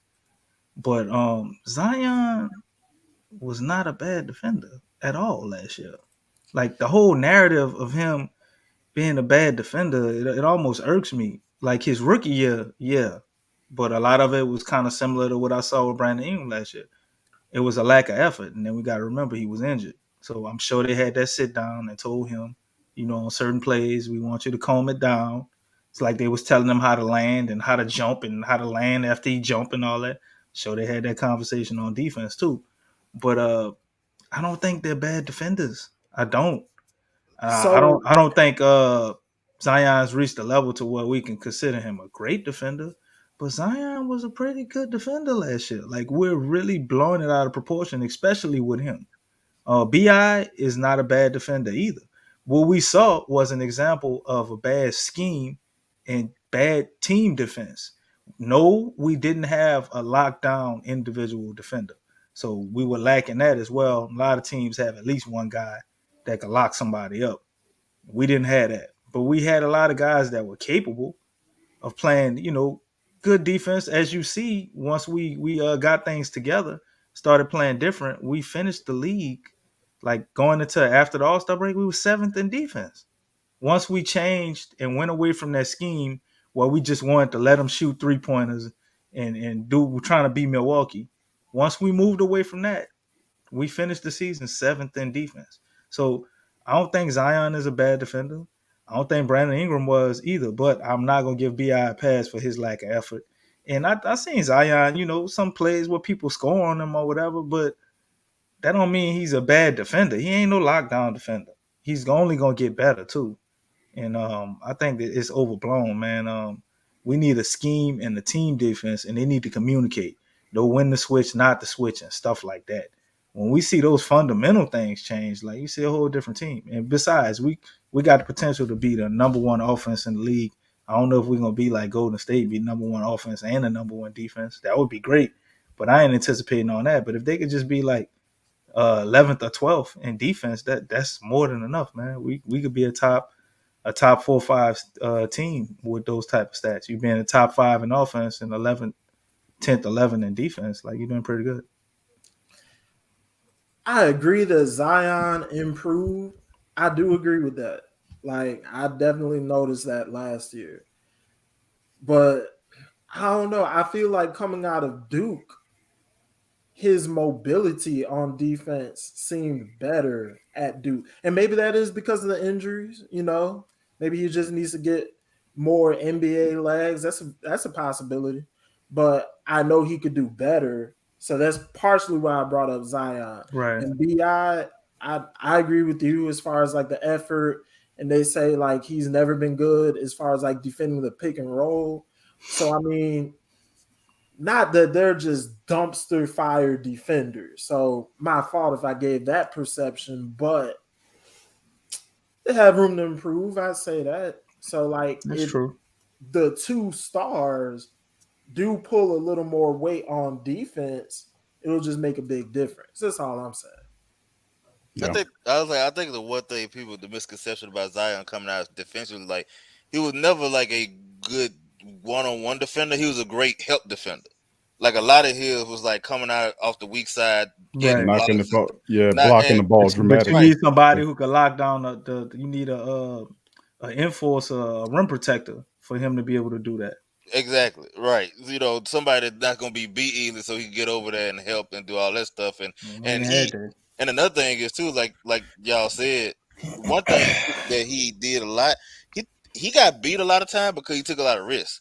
Like he led the ACC in steals. It wasn't because he was such a great defender. It was just like I'm fast as hell. There's a 50-50 shot. I'm gonna get this ball, and if I do, I'm taking it back to the other way and dunking. That's true. Yeah. But I never saw him as a bad defender either. Like I mean, even on ball, like I've seen him, especially in college. I know what brother Paul is speaking to. I seen Zion sticking point guards, and they couldn't get around him. You know what I mean? So the perception that he's a bad on ball defender, that's false. Now they got people. If we comparing them to, like, if we think he gonna lock up or be Like able to Drew guard Holiday or somebody. Kyrie or Mhm. something, and Kyrie not gonna get around him, that's crazy. Like nobody can do that. But as far as him on certain guys and just being out there handling his man, other than like some type of all-star superstar, I ain't seen nobody abusing Zion defensively. I seen breakdowns and just our whole construction of what we was doing as a team. And BI, to me, when I seen him with the Lakers as opposed to here, because I like BI when I saw him with the Lakers. BI was a hell of a defender with the Lakers. That was one of the strong points to his game. His defense and his ability to drive. And guess what he couldn't and wasn't doing? He wasn't shooting. Wasn't shooting mid ranges. That he was shooting mid ranges a little bit, but he wasn't shooting 3-pointers. He was getting all his points at the basket. And he was playing hella defense. Facilitating, he was doing that. But I ain't seen that BI yet far as the defense. And the first year he got here, it was because we was asking him to do everything offensively, especially when Zion was out. Last year, he had issues with Stan Van Gundy, so he just wasn't buying into whatever the hell he was trying to do. This year, they ain't gonna shock the shit out of a lot of people defensively. Hope so. You muted Q. All right, sorry about that. Defense off offense. You know, I think that's offense off of defense. Excuse me. That's the model. That sounds almost like Monty Williams-esque. As I remember going back into my mind, remembering that's something Monty Williams used to champion. Offense off of defense. That's what he really believed in. I like Dre's comparison here. His comp. I think the Pelicans improved like the Hawks did last season. Could you picture that? That'd be Something like the amazing, bro. Hawks The is city Wouldn't would that be be going awesome? crazy, bro. Wouldn't that be awesome? And then that's not a far cry from reality if you think about it. They made the change and brought in Nate McMillan. He changed the whole. He changed the whole mentality and mindset. Took that team to the stars. The Hawks hadn't been that far in years. So I mean, that was actually didn't Bold take them there one time? But anyway, but the reality is that kind of change with this team, this Pelican club that we have should be perennial playoff players every year. I mean, we should be in there every year. That's the reality. We too damn good. If you put Zion and BI together, that means that you should at the very least be a playoff team. Even if you are getting in there at the last spot, you should be in the playoffs. And I really do think that like the spurred all of this. We talk about Trajan Langdon's influence on Brandon Ingram here, taking him out there to Phoenix for the playoffs. And the next thing you know, he's working out. He gained the extra weight that people have been saying he's supposed to have for years. And he finally did it, put the weight on so he could take his game to the next level. Start leading team activities, doing all types All of stuff, that, man. all that, He's all gonna that. be a totally different dude. Man, he is. Isn't that something, man? You look at him, you know, it's just exciting to see, man. Zion Williamson, B.I., these are the top guys of our squad here. And then all of those intriguing role pieces around them, Devontae Graham, Big V, Trey Murphy. I mean, all these other talent, the veterans like Satoransky. I mean, the maturation of Jackson get Hayes. more minutes than Temple. Jackson Hayes and what he's going to bring to the fold. And then, of course, I mean, what can I tell you about the Pelicans, man? They're an enigma for the NBA, and they're going to be a team that really kicks some ass this year. And of course, in the Southwest Division, fam, let me throw this out to the panel for our last discussion. You look at the Southwest, Houston is not. They looking pretty crappy right now. They having a youth movement as they're trying to get Wall out of town. Then you, of course, have the old Spur team by Popovich. You got rid of DeRozan and all this other stuff. So how are they looking? You got Dallas with Wonder Boy. Let's see what he's doing. He can't get along with Kristaps Porzingis, so we got a little stuff going on there. And the fact that they don't like the fact that how Jason Kidd working them hard in preseason and practice. So we got all kind of stuff swaying for us in a positive fashion for the Pelicans, and all you got over here is love. They got frustration and dysfunction and upsetness, and we got love, baby. We got the doctrine of love led by Coach Willie Green. So let me throw this out to the panel, man, about the Pelicans' position in the Southwest Division, family. Spurs, Mavericks, Houston, Memphis. All the people putting Memphis above us saying Memphis did better than us when you know that it's an outright fabrication. We took Big V from them. We gave Steven Adams. I'll say we got the best of the deal. You know, they got Zaire Williams or whatever. We got Trey Murphy. I mean, we are a team. We always kick Memphis' tail anyway, but maybe we can do it for real to shut these other people up. But with all that being said, let me throw this out to the panel. We're going to start with you, Paul. What do you think? Would you see the Pelicans' position against this new Southwest division in our position in this versus all the stuff that's going on? First of all, did the Mavericks win the division last year? I don't remember. I say the Mavericks did. Yeah, they did. They were like a high seed. Wasn't they like a fifth? It was 6 or 7 or something. Yeah, I'll pull it up. Yeah, they won it. Okay. Pardon me. But I'm not the biggest prediction like as far as like a hard standings prediction, but I think we could be up there with the Mavericks. And I mean, if what you're saying is true as far as them having some internal chemistry problems, you know, we could definitely jump them. I'm sure. Like best case scenario, I could see us making a jump similar to what y'all mentioned the Hawks. I could see us making a jump similar to the Suns. Honestly. How about that? That's a huge jump, there, boy. But I think it's possible. Be a little different. We just got we have the better fitting pieces now, like I was saying on offense. Like you said, BI with this renewed energy. And then, like I said, I think BI was probably one of the biggest, even though his stats ended up being kind of similar-ish to last season or to his most improved player season. Again, just watching him, you could see like the difference as far as maybe like the quality of the shots and how easily that he got his shots. So I'm hoping this year with the better pieces around him and more spacing, we'll kind of see a return to that BI that we saw in his first season with the Pelicans. And I mean, hopefully Zion comes back healthy and we could really see how well that duo can co-function together, you know, and then better floor spacing with Devontae Graham and hopefully Trey Murphy get some rotation minutes. Like, sky's the limit. Yeah, it's all forming, isn't it, DC? It's all falling the right way for the Pelicans, and I want everybody to understand that. Yeah, I'm telling you, look at the. If somebody get hurt, that's what I'm thinking about. If we lose a Brandon Ingram or Zion for some time, you don't think you can still win with the depth you have? We still gonna win. That's what I'm saying. What's the odds of us losing both of them? And they probably would still win some games even if we lost both of them. That's how stacked we are. I ain't gonna say they'd be like, blowing the league away if we lose both Zion and Ingram. But where they positioned this team, man, if they lost both of those guys, we would still be contending. We wouldn't be no pushover. So I think we got ourselves prepared for if somebody gets hurt. And that's the key. You know what I mean? A lot of teams, what the Mavericks gonna do when Luka got to miss a few games? You notice that with them, like they fall off a cliff without Luka. Right. You know what I'm saying? If he got anything going on, they just don't look themselves. The Pelicans, rightfully so. I mean, if we Brandon Ingram or Zion get hurt, we obviously won't look ourselves, but we will still be good. And that's a leg I think we got up over everybody in our division. And if one of our role players gets hurt, we got somebody to plug and play at every position.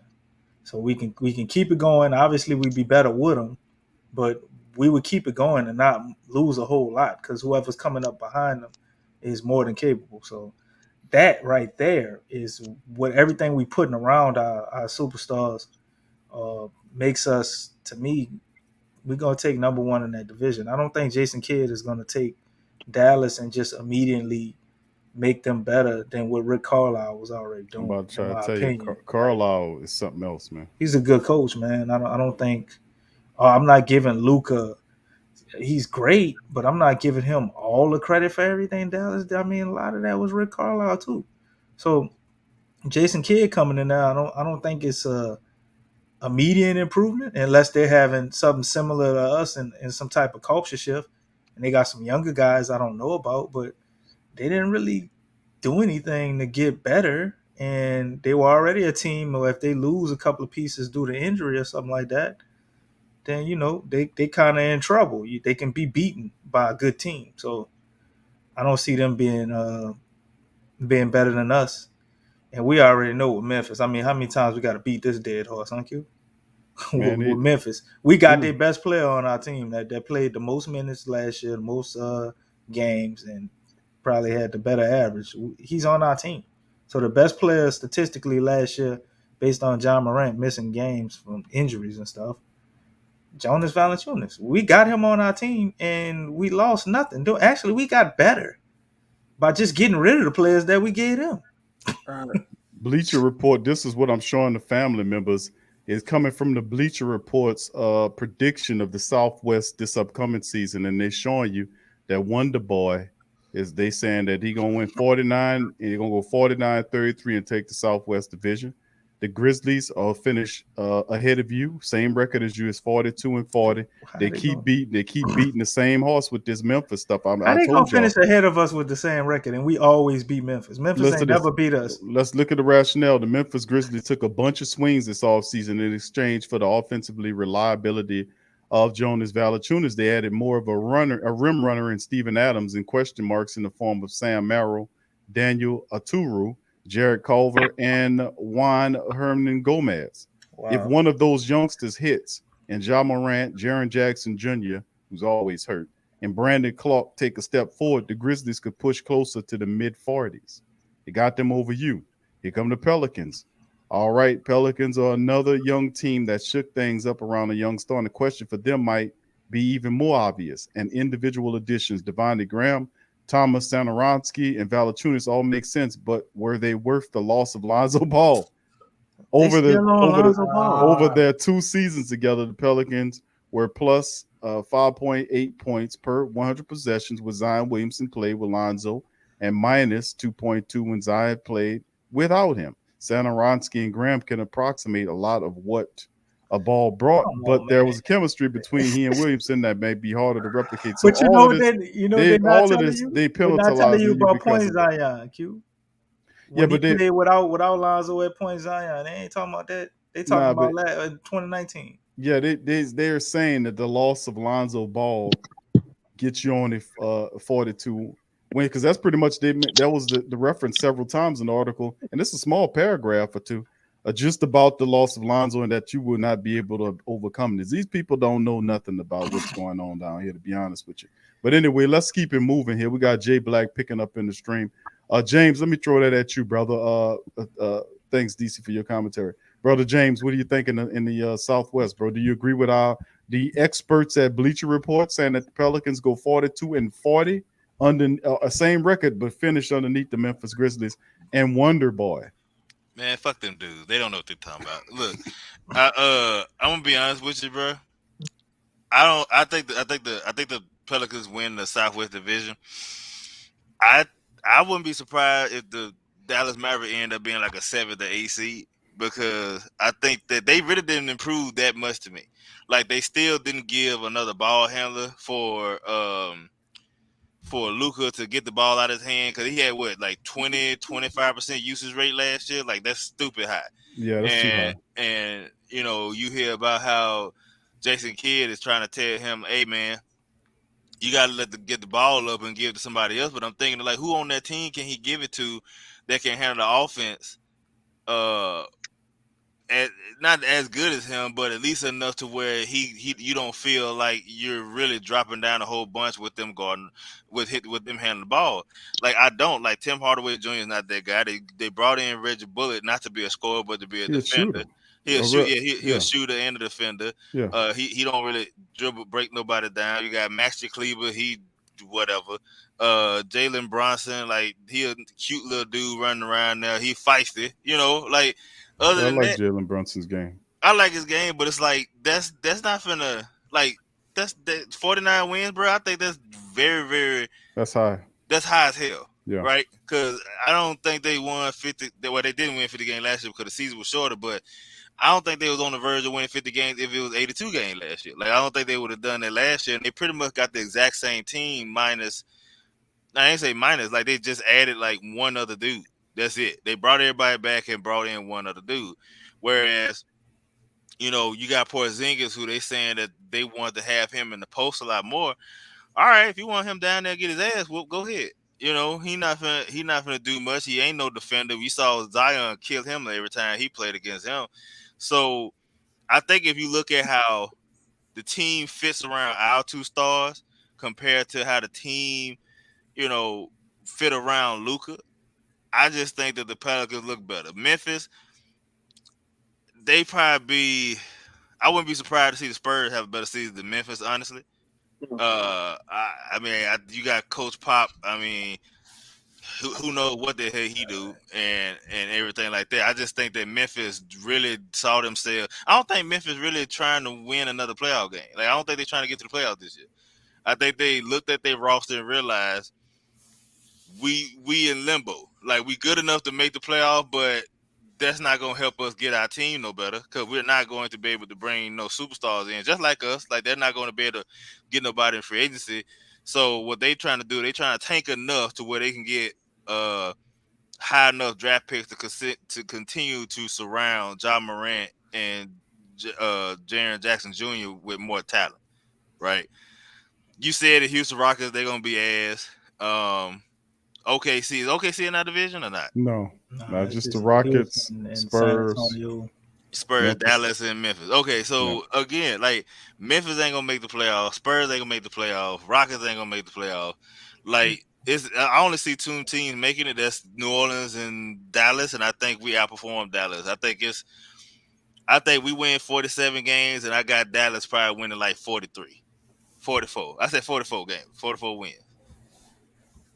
All right, thank you, brother James. Go off. You want to jump in on that? What you think? Where you think the Pelicans fall in the Southwest race? Honestly, man, I got a different take from everybody. I mean, I hear what y'all saying with the case of Dallas kind of taking a step back, but I'm just not gonna count out Luka. Me personally, I'm gonna still put them number one. I got us number two. I got Memphis after us, and then the Rockets last. I just think that with Dallas, like you said, okay, you got a new coach. Some of the one piece changed, but I still believe in Luka. I think the continuity between him, Hardaway, and a few of the other pieces, I think Porzingis might have a better year than people expect. I mean, I just kind of got them still over us. I mean, they're a little more proven than us. That's why I'm going to say that. Maybe after, like I said, I need 10 games, man, to kind of see what we look like. But that's my consistent thing I've been saying. So I just need to see us on the court playing together to see what we look like offense and defense wise. What Coach Willie got going on with the offense and the defense, just to get a general idea, because he's kind of shooting in the dark here with, it could look like this, it could look like that. I just need to physically see it for me to make an educated guess on what the rest of the season gonna look like. So maybe after that I'll be able to give a better answer. But I'm gonna just kind of play it back and kind of see. But going off right now, like I said, Dallas, us. Then I'm gonna go Memphis. Then I'm gonna go Rockets last. All right, thank you, Go off. I appreciate you.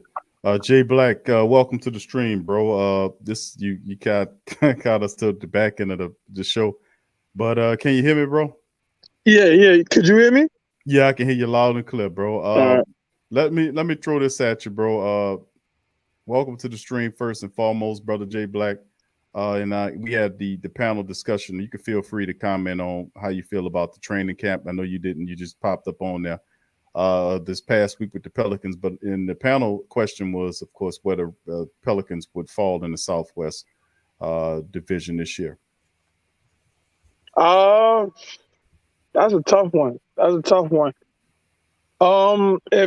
If everything clicks the way it sounds like everybody's saying it is, Devontae Graham, 18 points. That's what he did 2 years ago. B.I., Zion, 25.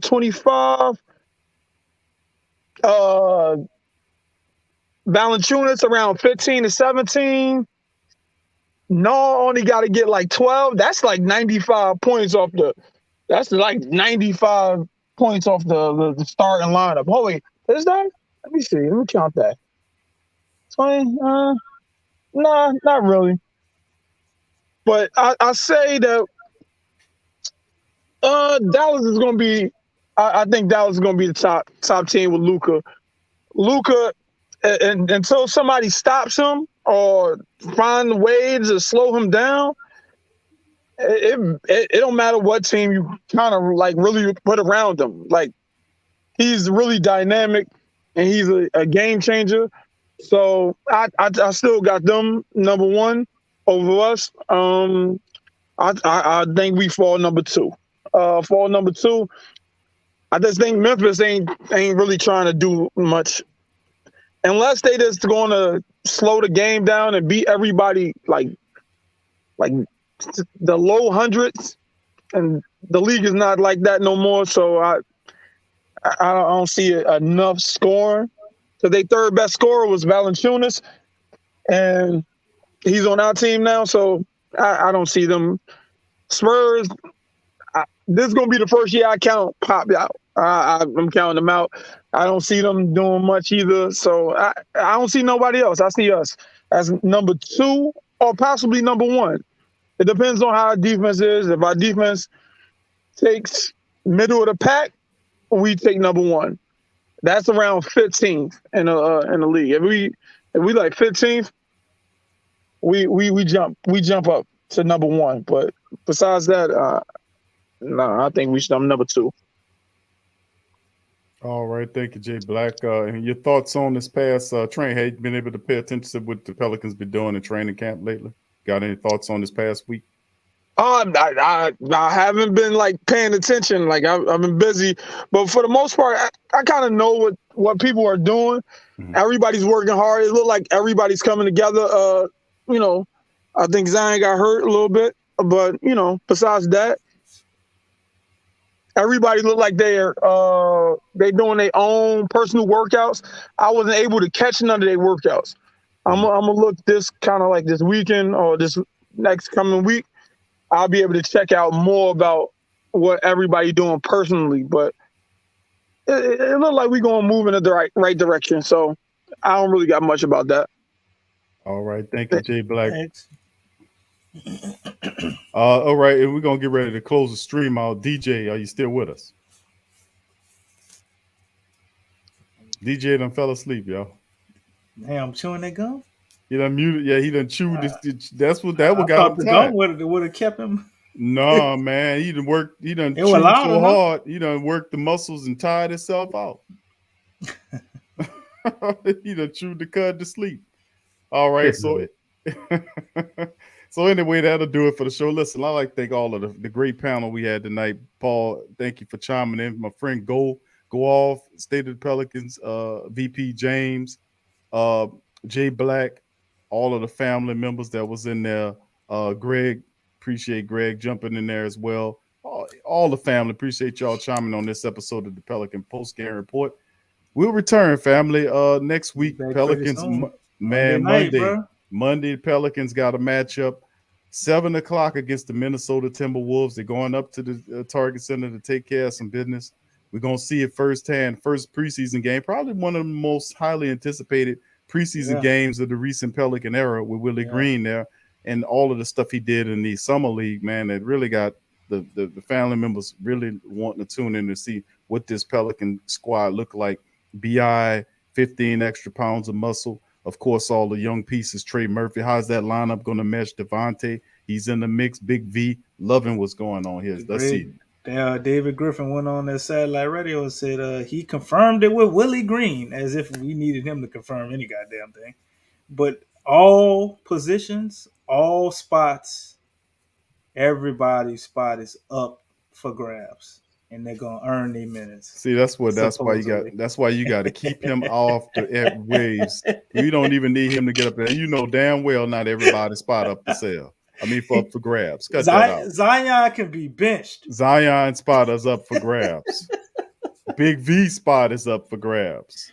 BI spot is up. Everybody's spot. Man, see, come on, Octopus. But anyway, with that being said, much love to the family. I appreciate y'all, man. I was gonna get DJ to close out the stream, but he sleep. He counting sheep right now. So with that being said, I appreciate y'all, and we'll be back Monday to recover the game.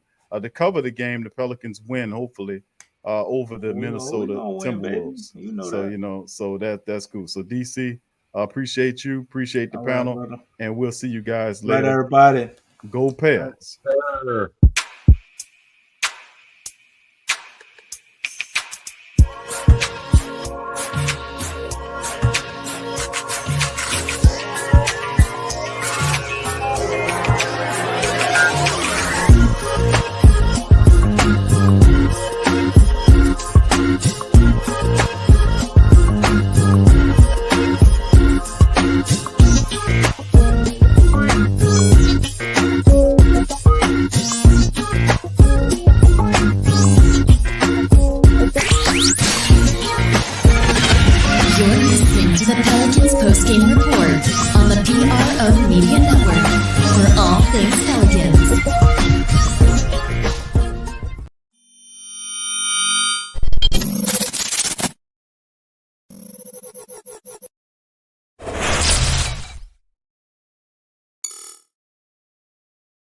TheWhoThatDaily.com. That's right, TheWhoThatDaily.com. Your one-stop shop for everything New Orleans Saints, New Orleans Pelicans, LSU Tigers, even the top flight boxing news. So if you're a Who That and you're looking for a place to stay up on your team, TheWhoThatDaily.com is your site. TheWhoThatDaily.com for the sport Who That in all of us. What's up, fam? This is Big Q from the Sports Coma. Much love to the family members. Appreciate y'all. The PRO Media Network is back at it again. Last year, we gave away several PS4s and games. So this year, we're raffling off a PS5. To enter for your chance to win, simply click the link below and fill out all the necessary information to be eligible. Sign up for the raffle. It's $25 to enter. You gain an opportunity to win a system, the PS5 system. Like I said, it's a one remote and everything in it that goes with the full system. These things are hard to come by. It could be yours. Into the raffle today, $25 get you in. There's also a deal when you buy more than one ticket that up your chances of winning. Jump in there. It benefits the platform as well. So feel free to sign up for the first annual PS5 raffle from the Pro Media Network.